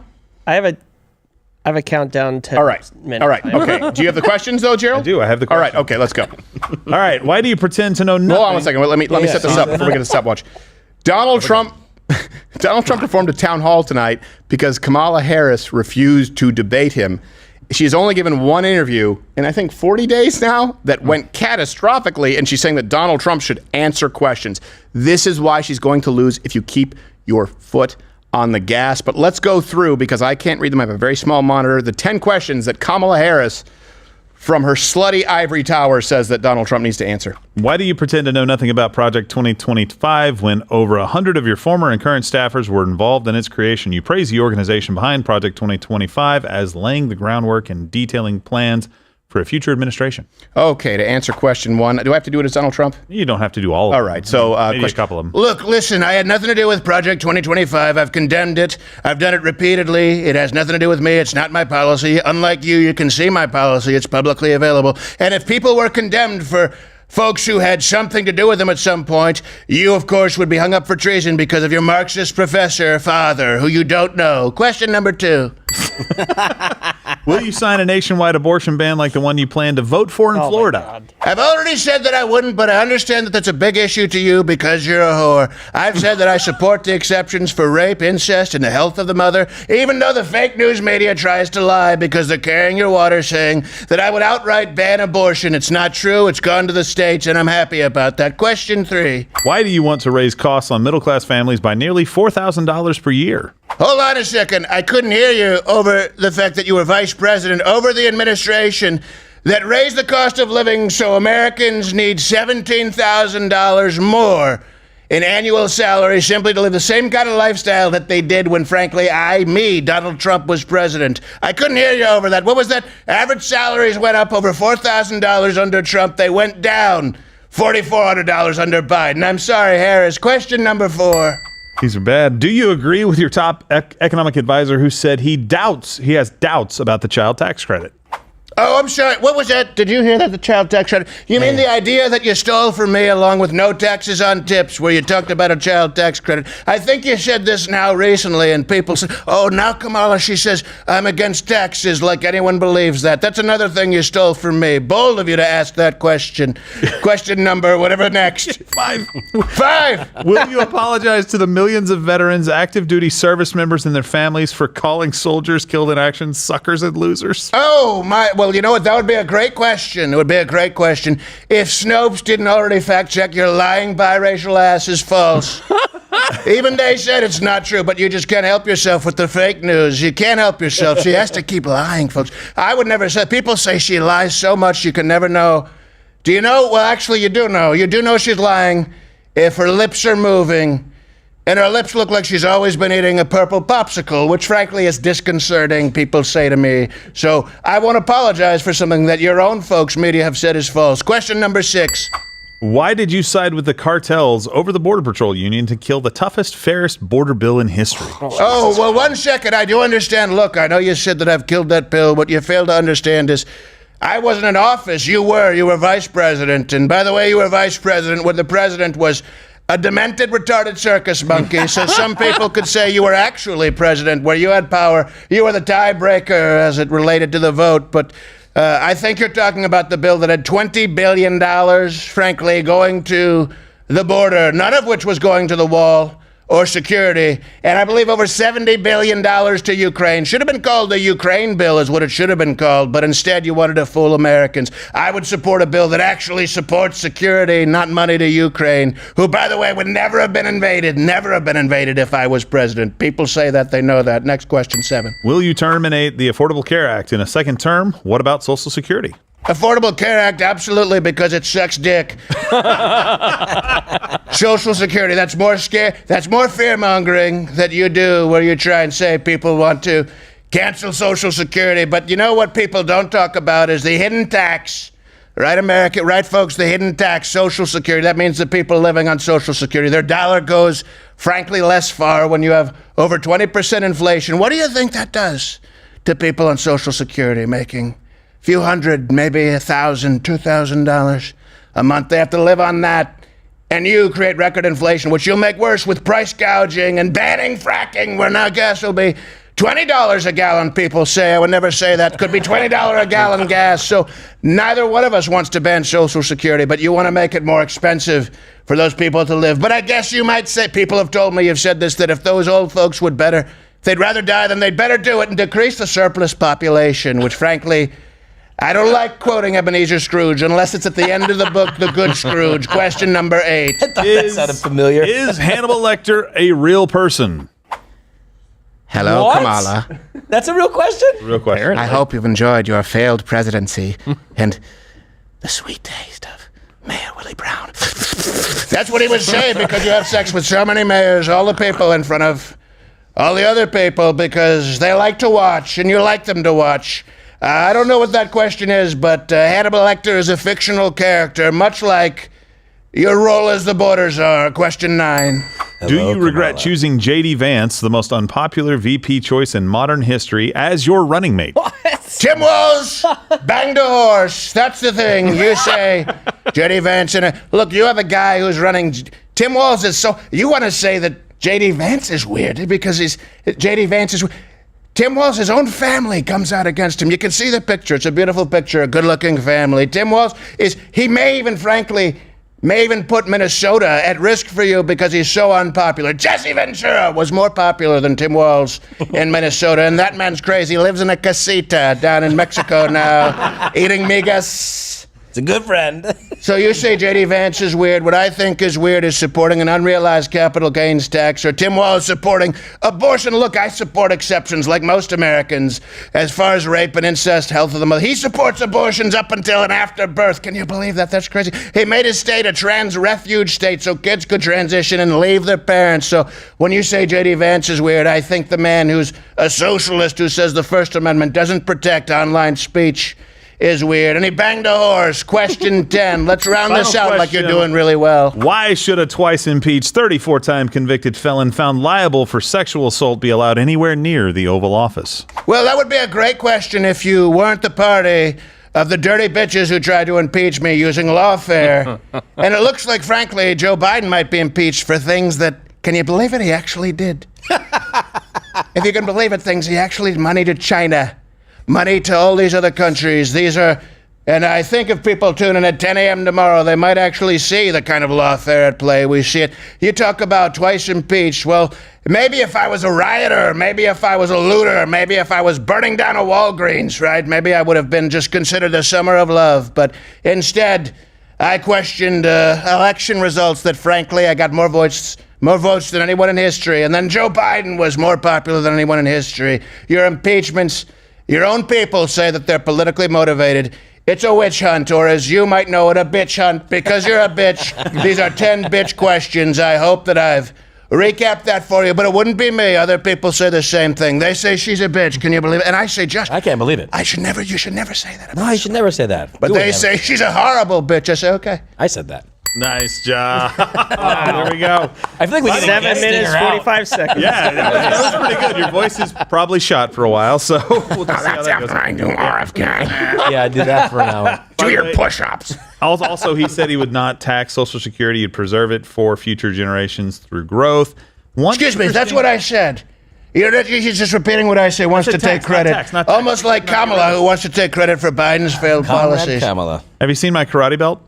Have I seen your karate belt? Your mother's check cleared. Yes. Good for you. Good for you. It's like Cosmo Kramer beating up children, this guy over here. It's just, people say, have you seen Gerald? Frankly, he's beating up children. I say, I don't think he would do that. They say, here's video. I say, oh my Lord. No, wow, he's a horrible person. Where did he learn that? Come on. Something I didn't know. Good job on this research. Technically, these news outlets have been calling Donald Trump a convicted felon. That's actually it's not true. Not true. He's not a convicted felon until sentencing. So I know it's semantics, but at the same time, it's actually something they should have waited for because they're using it to try to skew people and their opinion on voting for him, lying about him. In this particular case, CNN and MSNBC, all of these people carrying the water, he's not a convicted felon yet. It's funny you brought that up because there is one little moment that I thought was just kind of funny. Nothing real or anything, but just kind of funny where he was talking about, other countries in South America sending their criminals. Yeah. And he's like, these criminals, way worse than our criminals. And I was like, oh, that's you. Way worse than our criminals. No, I mean, I know. Yeah. I'm like, speaking of criminals, look at the haircut on Liz Cheney. It's a crime against humanity. Frankly, she looks like riffraff with hair implants. People would say that. I would never say that. So bad. They're focusing a lot on this. They talked about Donald Trump. I'll tell you why they're focusing on it, because time is fleeting, right, Liz Riffraff? Yeah, her clock is ticking. And madness takes its toll, they say. Cross-dressers, Gerald. So, really big news right now, actually. Pennsylvania Senate race poll finds Bob Casey and Dave McCormick tied for the first time. That's great for us. Better be careful. Don't use the word poll, or Kamala might try and climb on top of it. Pour some shit. Just starts playing. I know, right? Is it so McCormick was down? He's been down? And says, where's the poll? Yes.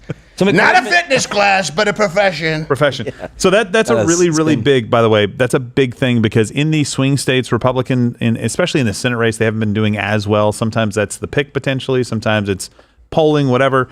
But this is a really, really good sign in Pennsylvania, a state that we think if Donald Trump wins, he has an over 90% chance of winning the election overall. So that's huge.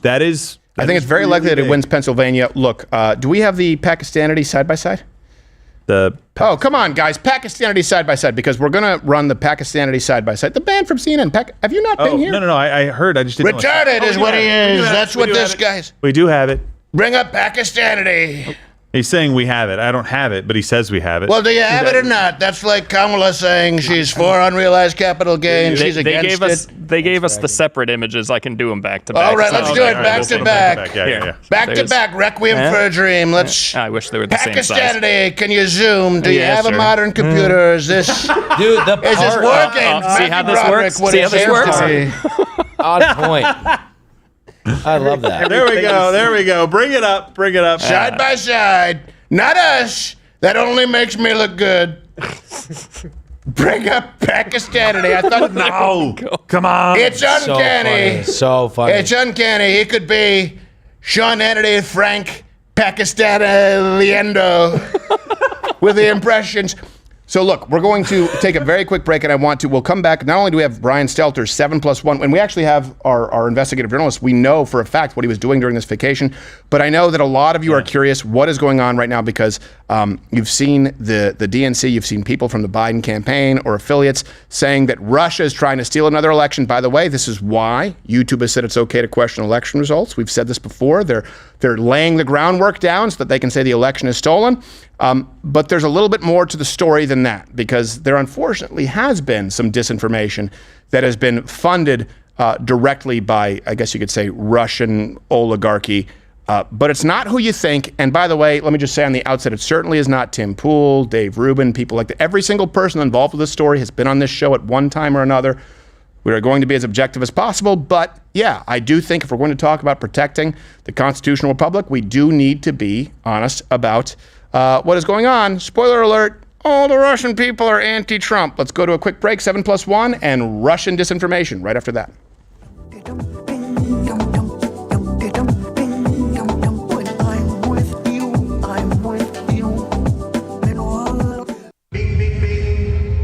So, how can I help you? Doctor, my husband and I have tried everything to try and get pregnant. Do you have any suggestions? I do have something that's worked in the past. Okay. Oh, okay. Oh, I think I feel something. Wow. Thank you, doctor. You're very welcome. Every time. Paid for by the greatest president in the history of the world.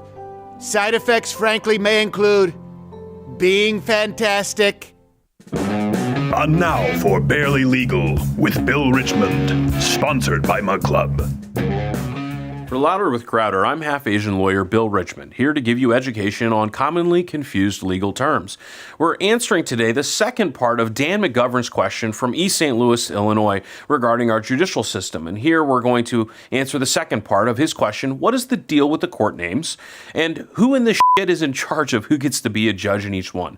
Well, on the federal side, Dan, there are two methods. Article 3 of the U.S. Constitution allows for the appointment of judges. They're nominated by the president and confirmed by Congress when they want to get off their asses. Those judges, Article 3, sit for life. Article 1 judges, on the other hand, are created by Congress. So that's your bankruptcy courts, tax courts, and certain military courts. These generally have 10-year terms. Now, on the state side, we've got as many variations for selection as there are genders named in AOC's campaign donation list. But the general ingredients are either assisted appointment, merit selection, governor appointments, very few, legislative appointment, like in Virginia and South Carolina, and partisan elections, like you have in Texas and Illinois, or nonpartisan elections like you have in Michigan, Ohio, and Washington. But none of that really matters, Dan, because you're an idiot who wouldn't understand it anyways. Do you know how I know? Because you've decided to be a white guy who chooses to live in East St. Louis. You really shouldn't concern yourself with all of this, as it's complicated, and with your life being the hopeless mess that it is, you'd probably be better off starving yourself to death in an alley somewhere rather than burdening the taxpayers through the gross abuse of our court systems. This has been Barely Legal with Bill Richmond, sponsored by Mug Club.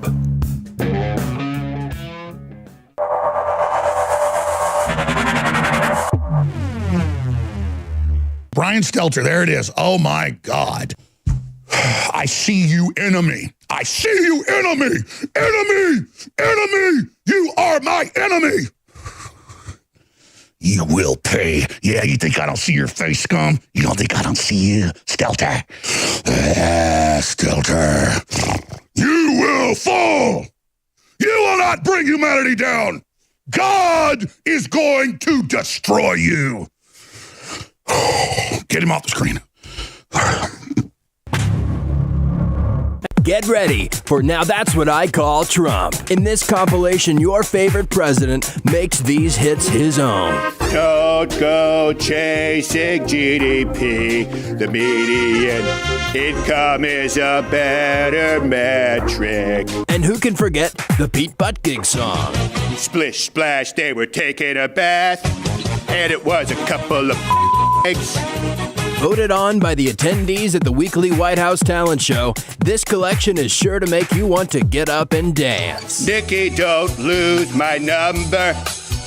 Might replace pets with someone else. I might. I haven't decided. Support the police, because they work really, really hard. News. It's all fake news. B-I-G-C.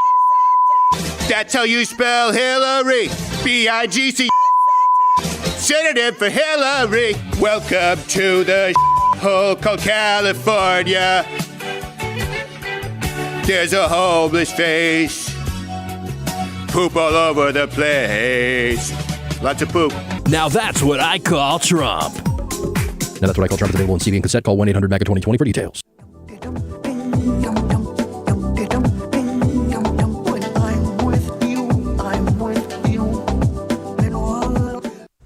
Oh, look, he's back. Josh is back. Just like Brian Stelter, he's like a Backstreet Boy. Every second, every next album is a song about how he's back. You said he's gone? Guess who's back? Oh, it's coming up.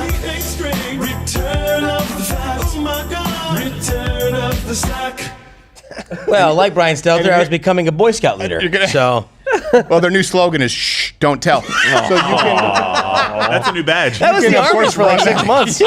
Fucking crazy. Shut up, badge. Now it's in their commercials. We are going to be taking your chats, of course, on Mug Club. If you're not a member, consider hitting that button. If you're on Rumble, joining. You'll be watching tomorrow an investigative journalism piece from Mug Club Undercover. We have been holding back some of these pieces for months, because we want to ensure that they are released correctly. We've done our due diligence. Of course, the second highest line item here behind payroll is legal. Thanks for that, Half Asian Bill, who I believe will be in either tomorrow or Friday. We'll be doing a show on Friday morning, which we usually don't do on Rumble and YouTube, because we know tomorrow's piece is going to be going far and wide. Will actually impact the landscape of this election. So 10 a.m. Eastern tomorrow. But you will have the opportunity to bring back the Brian Stelter song when we do the Brian Stelter 7+1. Oh, yeah. Before we go to chat. And of course, that may be a full parody next week because I believe that people enjoy it, maybe not as much as I do. I'm prepared to shave the top of my head. Really? What? And to my make beard, it a full parody? To really be Stelter. I'm prepared to take it up the butt. Whoa. He doesn't do that. He's completely straight. With The his only hot thing that bod Brian wife. Stelter likes more than brunching is his wife's hot bod. I was trying to tell and my it's wife. body spray. I was trying to tell my wife that quote earlier, and I couldn't figure it out. And all I said was, "I love my wife and her hot bod." And my wife went, No. It's worse. It's worse. Someone can bring it up. Mission brunch Control. thing. It was the only thing better than brunching. I believe is my wife's hot, but I may be mixing two different. I love Instagram brunch and I posts. love my wife's hot body, but I hate wouldn't say brunch. it like that. I hate You brunch. If I go to brunch, I order lunch on principle, and if they say we don't serve lunch, You're I allowed leave. to do that. I leave. Well, then what is the unch part of your service? Yeah, exactly. Brunch is where you pay $24 for eggs. I've been on because inflation spares no one. Look, gravy's going up. That's right. Biscuits are going up.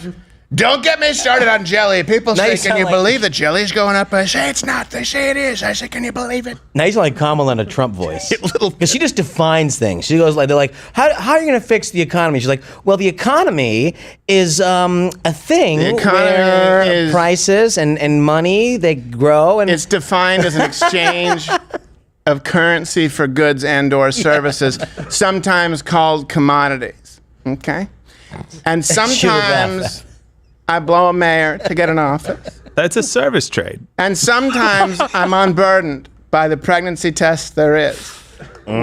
Because of, I don't remember the rest of the phrase, and now I'm talking like Donald Trump. All right. Question. Let's get to this because this is how desperate the left is. And again, do not take your foot off the gas. Pennsylvania, Michigan, Wisconsin even, perhaps Minnesota because of how awful Tim Walz is.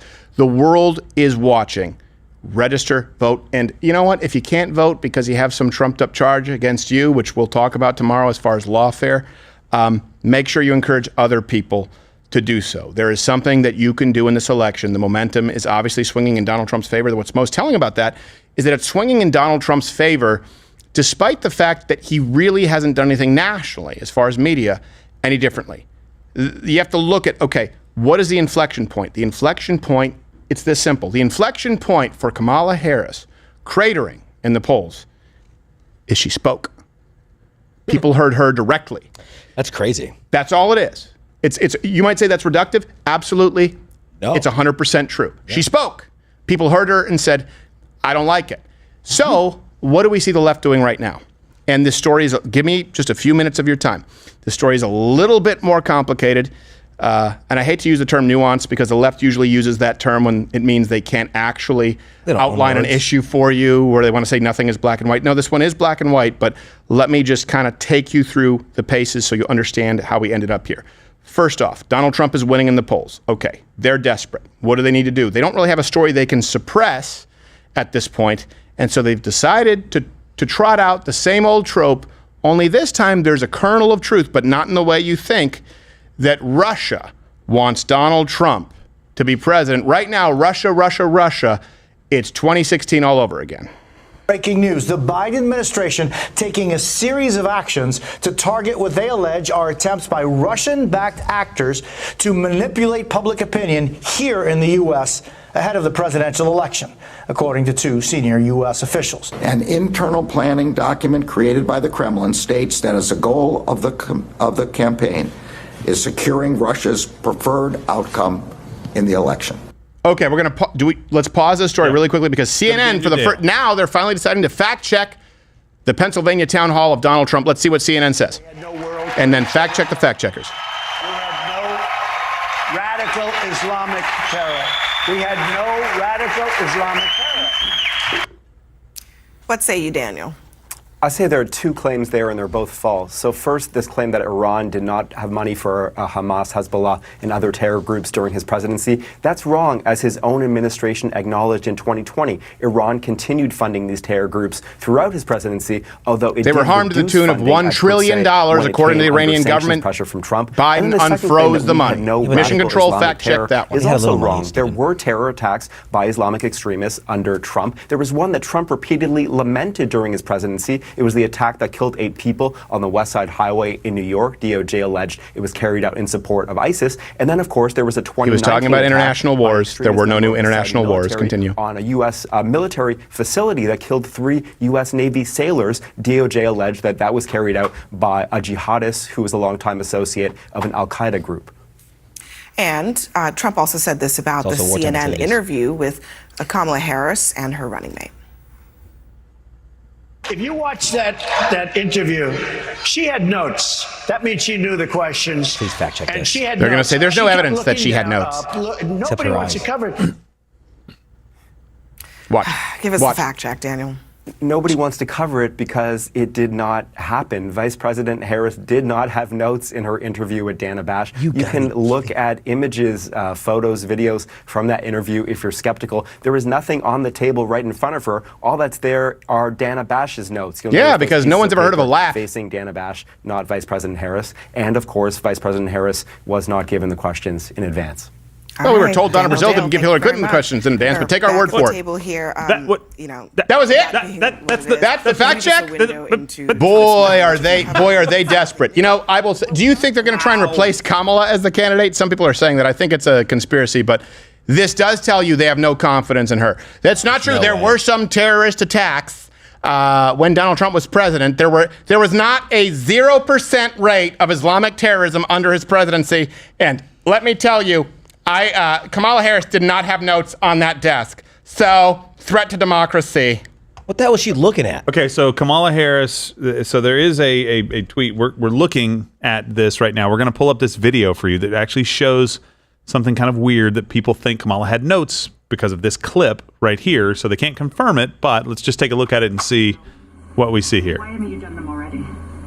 Well, first of all, we had to recover as an economy, and we have done that. I'm very proud of the work that we have done that has brought inflation out now. Okay, well, if that's the clip they're using, that looks like Dana Bash's notes. So, guys, I think, and they told me they can't confirm. It looks poor job, Mission Control. Well, no. They're citing somebody else. That's where it comes from. I don't know if Kamala had notes or not, but the fact is, that's one instance where he was speaking off the cuff. Their only fact checks were Islamic terrorism, as far as individual attacks, did not reach 0 when Donald Trump was president. And Kamala didn't have notes. By the way, I don't know if you know this, they, of course, told you that Hillary Clinton would never have received notes or the questions until Donna Brazile was caught because of a leak. So, again, their fact checks always rely on just take our word for it. I can't prove to you Kamala had notes. I can only prove to you that CNN, ABC, NBC, CBS have lied to you repeatedly until they've been caught. The strategy is lie, cheat, lie, until the lie no longer works, and then cheat. That's the strategy. How are we supposed to believe CNN say that she doesn't have notes when, clearly, obviously, she's looking, first of all. Right. Second of all, they had said, she asked them, who should interview me? Right. Who should we be talking to? Like, they didn't have notes for the she didn't have the debate, questions too. beforehand? Yeah, exactly. She didn't have okay. And by the way, this is the same network that has Montel Williams on right now. And you know what's so funny? September 4th, 2024, and they're not asking him about his sexual relationship with Kamala Harris. That's the only reason he's even relevant at this point. They wouldn't even ask him why he's not defying stereotypes and wearing purple in a suit. But they should ask. They should ask what that mouth do. They should find out. Does it always laugh or does it do other things? We got to find out. So, proof's in the pudding. All right. Russia? Let's go back to Russia. So we'll have to rerun this clip just really quickly. So this story's a little bit, there are a few sort of threads to untangle here, but it's not that complicated. Donald Trump, of course, has nothing to do with any type of Russian entity. There is no foreign interference on behalf of Trump from Russia, but because of how desperate the left is, they're taking a story that is true and trying to tie it to Donald Trump, even though the real story proves the exact opposite of that. If you listen to the legacy media, Russia, Russia, Russia, they want Donald Trump to win. Breaking news. The Biden administration taking a series of actions to target what they allege are attempts by Russian-backed actors to manipulate public opinion here in the U.S. ahead of the presidential election, according to two senior U.S. officials. An internal planning document created by the Kremlin states that as a goal of the campaign is securing Russia's preferred outcome in the election. Now, if this seems like a repeat, this is because you may not know this, but before you were no longer allowed to question results of an election because it was considered treason if you took a walking tour of the People's House. In 2016, because Hillary Clinton lost in one of the great, it was the Buster Douglas equivalency in politics. They said back then, their excuse was one and the same, Russia, Russia, Russia. I want to start with this new report about Russian efforts to contact Hope Hicks. What do you make of this continued effort to permeate President Trump's inner circle? Well, without getting the specifics of that allegation, we do know that the Russians throughout the campaign were making outreach to the campaign. And a bombshell report by the New York Times that the FBI opened up a counterintelligence investigation into Mr. Trump in 2017. Same FBI who said Hunter Biden laptop was Russian disinformation. Had been working with the Russians. He brought this people guy on bangs his a Chinese campaign who spy. had ties to the Russians. This week, we saw cold, hard evidence. Still does. Of the Trump campaign, indeed the Trump family, eagerly intending to collude possibly with Russia, a hostile foreign power, to influence American elections. Okay.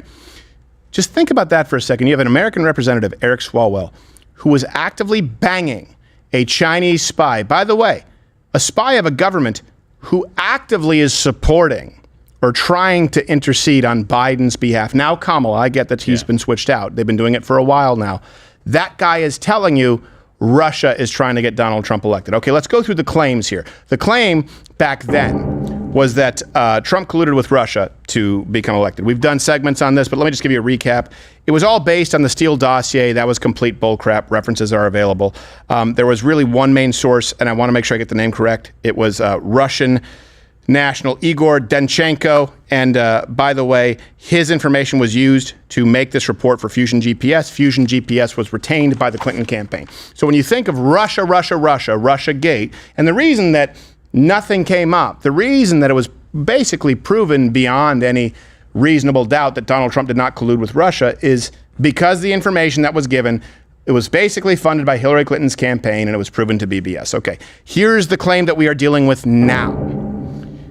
That Russia right now, again, because in 2016, we told you it was true, and we hope that you still believe it was true because you didn't follow the legal proceedings. Russia is in the bag for Trump. Again, now Russia is actually really double supporting Donald Trump. Let me read you this from the New York Times, who, by the way, also had a nice recent article about how the Constitution is the greatest threat to our constitutional republic, that it's dangerous. Jesus. Wait a minute. So this is their reporting on the Russia indictment. American officials have been stepping up their warnings about Russian election influence reports. By that, they mean Democrats. American spy agencies have assessed that the Kremlin favors former President Donald J. Trump over Vice President Kamala Harris in the November contest, seeing him as more skeptical of U.S. support for Ukraine. Oh, whatever. The United States was caught flat-footed in 2016 as its spy agencies learned about Russian efforts to influence the vote on behalf of Mr. Trump and were late in warning the public. Let me just really quickly, let's just use the Socratic method. All right. So, of course, we know that they didn't. The Steele dossier, Fusion GPS, was bullcrap. Why would Russia intercede to try and get Donald Trump elected? Well, because they want him elected because they think that it's a weaker government that they could take advantage of. Okay. Why? Because obviously they were strong-armed by the Obama administration. They viewed a continuation of that with Hillary Clinton as a greater threat. Why? Well, then we end up with the answer. Hold on a second. Crimea. Russia invaded Crimea under Barack Obama. They had no fear of Barack Obama. The only time they didn't act up, you can call it coincidence, was under those years of Donald Trump. And then immediately when the extension of Obama, we had 8 years, 3 years because COVID is a lost year, and another couple, right away, Ukraine, Russia invaded Ukraine. So Crimea, before Barack Obama, under George W. Bush, you had Georgia, nothing, Ukraine. So Russia tried to intercede in that election, which we know is BS, but let's just use it so that they could do nothing and gain no new land for the first time, really, in modern American history, as far as recent decades. Great Russian plan. It doesn't really pass the sniff test, does it? But let's look at the next. That's their claim, but let's look at the truth here, because this does matter. Okay. The Russians have been working with some influencers. So the media is going to try and claim that they're working with right-wing influencers to try and convince you to vote for Donald Trump because he's pro-Russia. All right, that's not true. The truth is Russia has been working with some influencers. Unfortunately, this is an uncomfortable truth, some of whom present themselves as right-wing, but they also are anti-Trump conservatives. So this is a new indictment that alleges the founders of Tenet Media worked with a Russian national, either Russian national individual, or we don't necessarily know if it's an agency at this point, to mask Tenet's real source of funding, which is Russia Today. Now, I've appeared on Russia Today, full disclosure, to, how should I say, bitch slap them. You can go back and watch me on Russia Today. When Russia Today, back in the day, people want to make you believe that Russia Today is pro-MAGA. No, I used to appear on Russia Today. I think you can go back to 2010, 2011, where they were pushing for gun control, where they were pushing for doing away with the First Amendment, where they were pushing for hands up, don't shoot. And you can actually search Stephen Crowder, Russia Today, Trayvon Martin, to see me in my early 20s going on there. So I always knew that they were not an unbiased media source. But these right-leaning people actually were receiving funding from Russia Today. Now, that may not matter if they disclosed it. They hid it. That part is true. The people who they paid didn't know about it, but the people brokering the deal, it seems, did. And that is, let me just, my opinion, you can comment below. I think we deserve better than that. I don't like Russia. I think Putin is a fascist prick. Mm-hmm. I also don't think that we need to be fighting wars that are none of our business. But I also don't want American influencers who claim to be on your side to be lying to their own creators about taking money from Russian oligarchs. Call that a grifter. Yeah.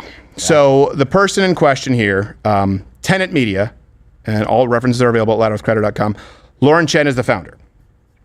She is referred to as founder one in the indictment. Let me read it to you. It says, Afanasieva Kalashnikov, I'm sorry, founder one and founder two worked together to mask U.S. company one's true source of funding, Russia Today, by falsely portraying the commentator one and commentator two, that U.S. company was sponsored by a private investor named Edwin Gregorian. In truth and in fact, Gregorian was a fictional persona. Now, that would seem like, and I know that people say this is disinformation from the media to try and discredit conservatives. Okay, I'll get to that in a second. But here's the thing. Lauren Chen did work for Russia Today previously, so it's not that far-fetched. You have that. And here's the kicker. So they want you to believe that Tenet Media, founded by Lauren Chen, who allegedly misrepresented the source of funding and perhaps created a fake alias in order to get funding from foreign nationals. By the way, an agency for whom she worked in the past, Russia Today. They want you to believe that all of this is being done because Russia wants Donald Trump to be elected. And here's where, please, get out of the tribalism mindset here. Here's the cold water. Lauren Chen, who obviously claims to be a conservative sometimes, has been consistently and remarkably, for a Russian plant, allegedly, anti-Trump. Not just about abortion. It's not just about abortion. Okay, Trump has been going left on a lot of different issues, and here we have some bookmarks talking about that. Actually, Nick Fuentes had a great tweet about it. Trump 2024 campaign promises. Here, let's look at the bastion of conservatism. Veto federal abortion ban. Mass legal immigration, right? People say like, oh, Kamala's going to let in everybody. So's Trump. But the thing with Trump is that you won't need to try to go in illegally because he's outright saying he wants to let in a lot of people. Trust me, I am no fan of the 19th Amendment myself. I think it, more so than anything else, solidified in our consciousness the idea that the political process should be one person, one vote, which is not a good system. I don't believe in democracy. Okay, let me read some other tweets from Lauren Chen that, again, I'm only bringing this up, full disclosure, Lauren Chen, who's been named in some of these articles, Tim Pool, who's been named in some of these articles, Dave Rubin, who's been named in some of these articles, I believe Lauren Southern, they've all been on this show at one point or another. I don't believe that any of the other creators who were given a deal or worked with Tenet Media, and as far as we know, they had no idea as to what was going on, only Lauren Chen did. I think that matters. I hope that those creators, there's some kind of restitution there. Let me give you some other tweets from Lauren Chen, because the media wants you to believe that she is working on behalf of Russia to get Donald Trump elected. Here's some other tweets. Nope, I'm not a one-issue person. Trump is going weak on crime, immigration, abortion, plus still pandering to Zionists. There's plans to bring in Democrats to his cabinet. There are many issues people are complaining about.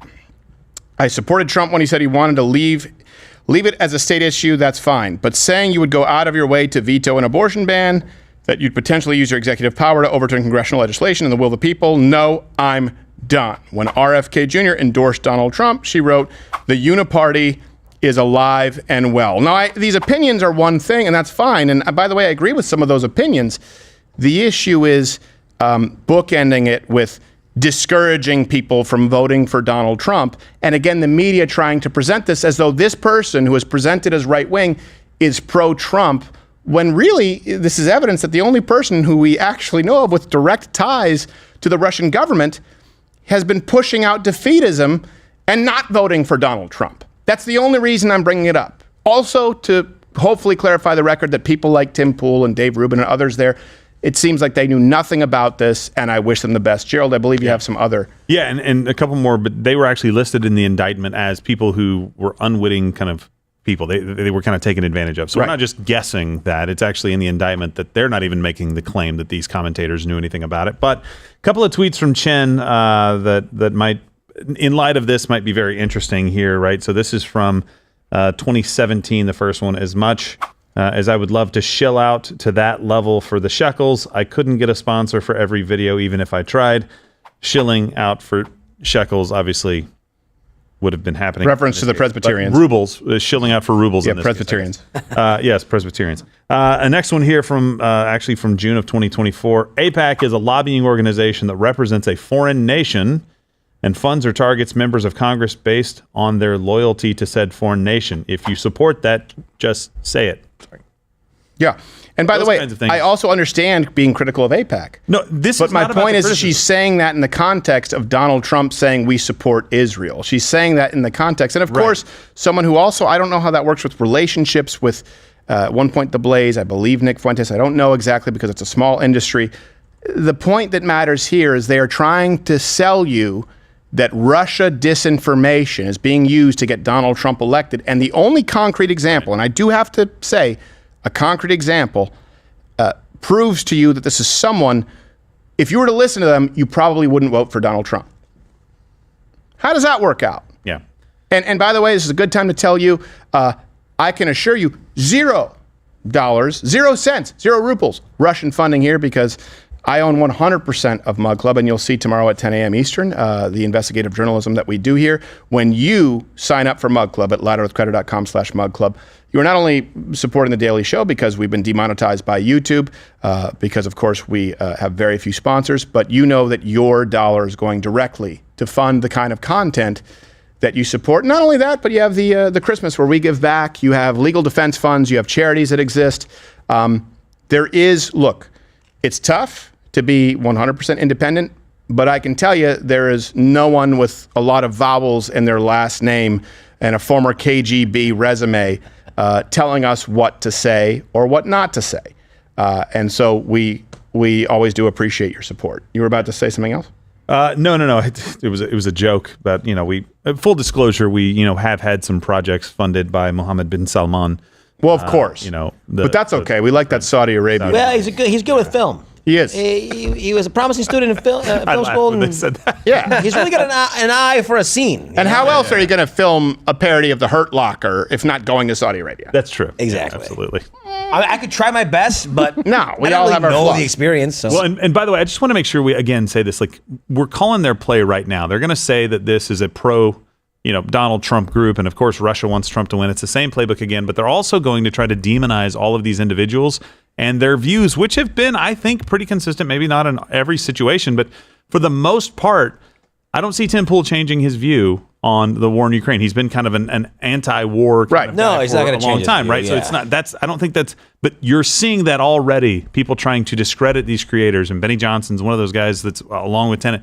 All of those guys are getting lumped into this. You were paid for your opinions. That's not what the indictment suggests at all. But the indictment does suggest that the founder and their spouse lied about the source of funding, perhaps created a fake alias, perhaps allegedly in order to affect influence in the United States, and had unfortunately perhaps some unwilling participants who weren't very effective participants because they spoke out against the narrative. I hope they enjoy their nice house. Yeah. And full disclosure, every single one of these people has been on the show. I won't say another word, but you'll notice if you go back to the history from here to 2009, a select group of them weren't allowed back. And of course, we're not talking about people like Tim Pool, who he's been on the show in the last several months. And by the way, perhaps employees, for the same reason, have not been allowed back at this office, because it's not about being in an ivory tower. We are completely independent, and we have standards here. And I will say, I think that you deserve better. And I certainly think that you deserve honesty. Honesty is 100% of Mug Club is owned by yours truly. And we do everything we can to show you the fruits of your labor. Let's go along with this narrative, though. Russian disinformation. Okay, let's assume that was true. Let's assume that the only Russian disinformation agent out there allegedly was not pushing anti-Trump propaganda, but pro-Trump, which is not true. But let's assume that for a second. Would it be significant, or arguably more significant, if China was trying to influence the election? Well, I'd say so. Let's go to that. 2020, U.S. intelligence, and they really didn't want to report this, said that China wanted Biden to win. Okay, so that happened in 2020. Again, these intelligence agencies don't really want to investigate that. They go, maybe they wanted Biden to win. It would make sense if you actually look at the Hunter Biden laptop and the relationships that Hunter Biden, 10% for the big guy, Joe Biden had with China. He bragged about how many times he had visited with Xi Jinping and what a great relationship. I don't know if you know this, Tim Walz has spent more time in China than anyone in the history of mankind, including his honeymoon. So it would seem to follow this pattern that the left has been China. But now, fast forward from 2020 to 2024, former Governor Andrew Cuomo and Kathy Hochul, one of her staffers, I believe, is a staffer. I want to make sure. Linda Sun. Yep. They were indicted for spying for China. So now again, this is just an indictment. We don't know. Lawfare can be at play. Again, it seems that lawfare is applied in only one direction. So if, in fact, they seem to find that there is collusion with China, I would imagine, my opinion, it's pretty bad. Especially because Linda Sun is such a big fan of the buzzword equity. I think, when people say diversity and inclusion, I think everybody agrees, or most people generally agree that it's a good thing, right? But I think right now we also need to bring in the word equity, right? Diversity is when you say that there's, many different types of people with different backgrounds, and they're all, invited to the table. Inclusion is when, we include all of their ideas. But equity is when we make sure that all of the people who are at the table have equal access to making sure that their ideas and their thoughts are heard. And unfortunately, I think some of the statistics that you quoted is that we don't have that much leadership. Whatever you say, so long as you're not a driver. Now, let's remember for a second where I say 2020 intelligence said, maybe China wants Biden. We now have these indictments. Again, is there an actual pattern? Not a pattern of it being proven as BS when we're talking about the Russia collusion hoax. You may not remember this, but Eric Swalwell, an official American representative, was fornicating with a Chinese spy. Well, he did a lot more than that. This woman, Christine Fang, a Chinese national, was a student at Cal State East Bay and president of the Chinese Student Association. The FBI says she was also a spy who was trying to cozy up to Bay Area politicians, the mayor of Fremont, volunteering for Ro Khanna's campaign, and even a young Congressman, Eric Swalwell. A young, attractive lady bagging dudes in the Bay Area? Color me surprised. Swalwell's grinning ear to ear in that and photo. he's still an American representative. Yeah. Eric Swalwell. He's a congressman, yeah. Think about that. that. It's proven. There's no doubt about it. He gets what are the you right laughing law. at, Gerald? Pull this picture up. It looks like they went to prom together. Prom. Oh, no, tonight I hope I don't lose my virginity, but do you have access to any American secrets? Did you get me a Rimo? I'll give you a rim job if you'll give me a Rimo. Oh, come on. Too much Rimo beer job. Sorry, it's late. Come on. Let's go. You'll be a prom king, I'll be prom queen. And that would be a limb job, Josh. A limb job. A limb job. Yeah, you're right. Well, that was the name of her secretary. Yeah. Limb job! Get in here right now! Yeah. Through a really smelly hat. Also, bring me a rice patty. Before we go to Mug Club Chat tomorrow, 10 a.m. Eastern. Yeah. And again, I just think you guys deserve better. Look, we have to call balls and strikes. And of course, when I've had every single person involved with this story on the program, I want to navigate it as objectively as possible. Oh, fuck you. I'm sorry. No, I want to.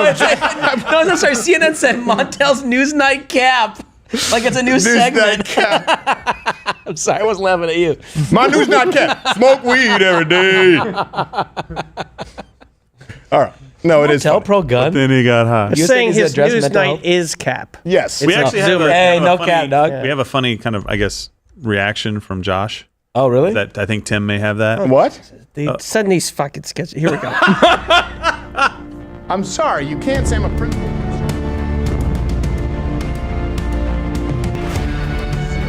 Empathy for what is coming my way. I'm sorry, this show on CNN's called Newsnight or something. They just said that Montel Williams is on it? No, I don't think so. I think They did. They showed his face and his name.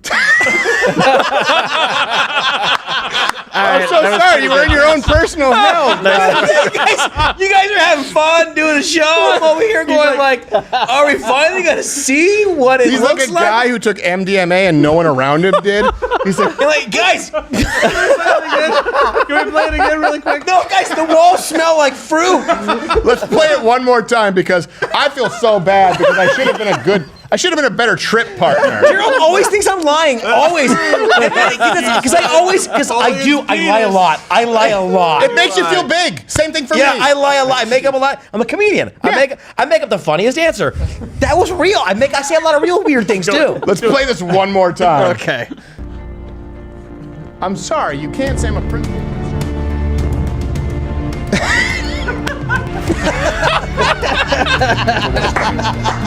This show on CNN's called Newsnight or something. They just said that Montel Williams is on it? No, I don't think so. They did. They showed his face and his name. I wasn't listening to whatever you were saying at all. I zoned. I was like, You put what? both of your hands to your face. And Gerald is the perfect straight man. Like, no, they wouldn't do that to us, Josh. No, Josh. You started gaslighting me. I'm like, Jesus. Yeah, that's as bad as it gets. I apologize, Josh. Admonish Gerald. We have to admonish Gerald because Gerald was not only wrong, he made, you know what? Here's, Gerald, I love you. You have a lot of good qualities. But an unforgivable act here is that you made Josh, me, question himself. Yeah. And for that, you must be admonished. All right. We really screwed that up. I'll take it. Whatever. Which I don't know if you know this, but this brings us to our final segment before we go to Mug Club. Tomorrow, 10 a.m. Eastern, tune in. Brian Stelter is back. Oh, Lord. Get that fat guy from. What do you mean? That's Stelter. Had a nice 2-year vacation because he has some dirt files on people at CNN, and now he's back, which brings us to this week's 7+1.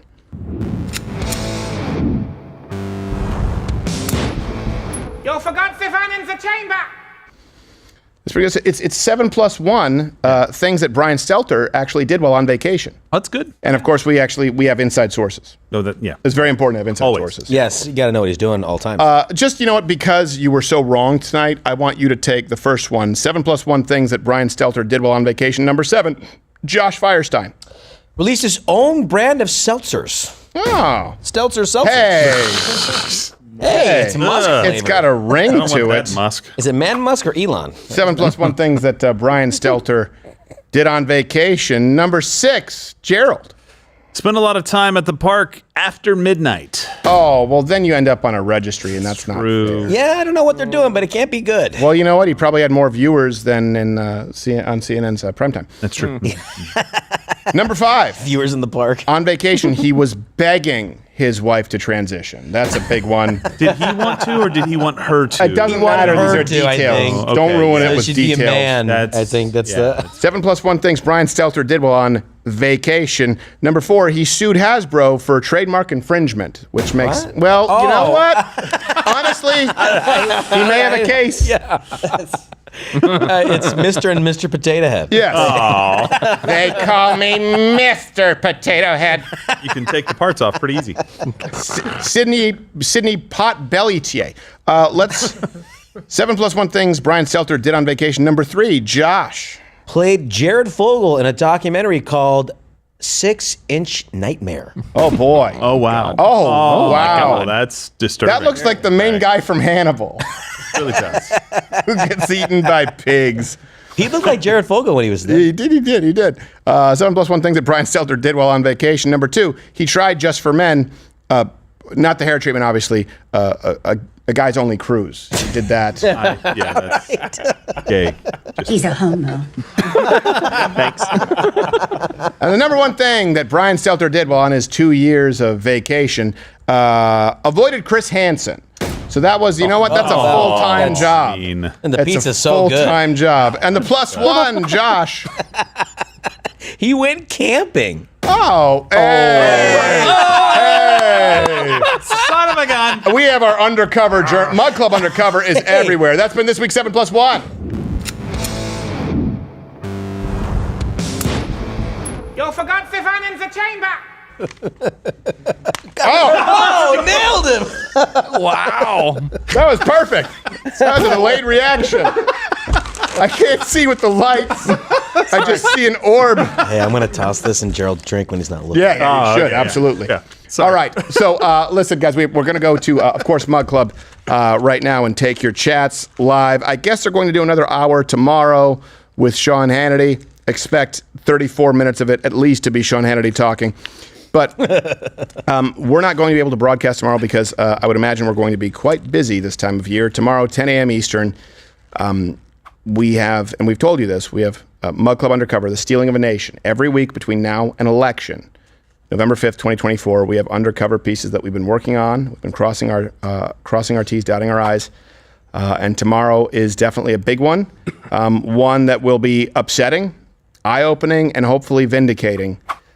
And there's really no other place to see it. We do, of course, depend on you to amplify it because I would imagine that they will pull out every dirty trick they can on social media, certainly YouTube, to prevent you from seeing this. So for those who are tuning in late, this is what you can expect tomorrow, 10 a.m. Eastern, of course, here on Rumble or YouTube. And then we're going to tell YouTube to piss off. This is all the culmination of months of tireless work here from the Mud Club Undercover Unit. If you decided to ask Trump, did you know who he was?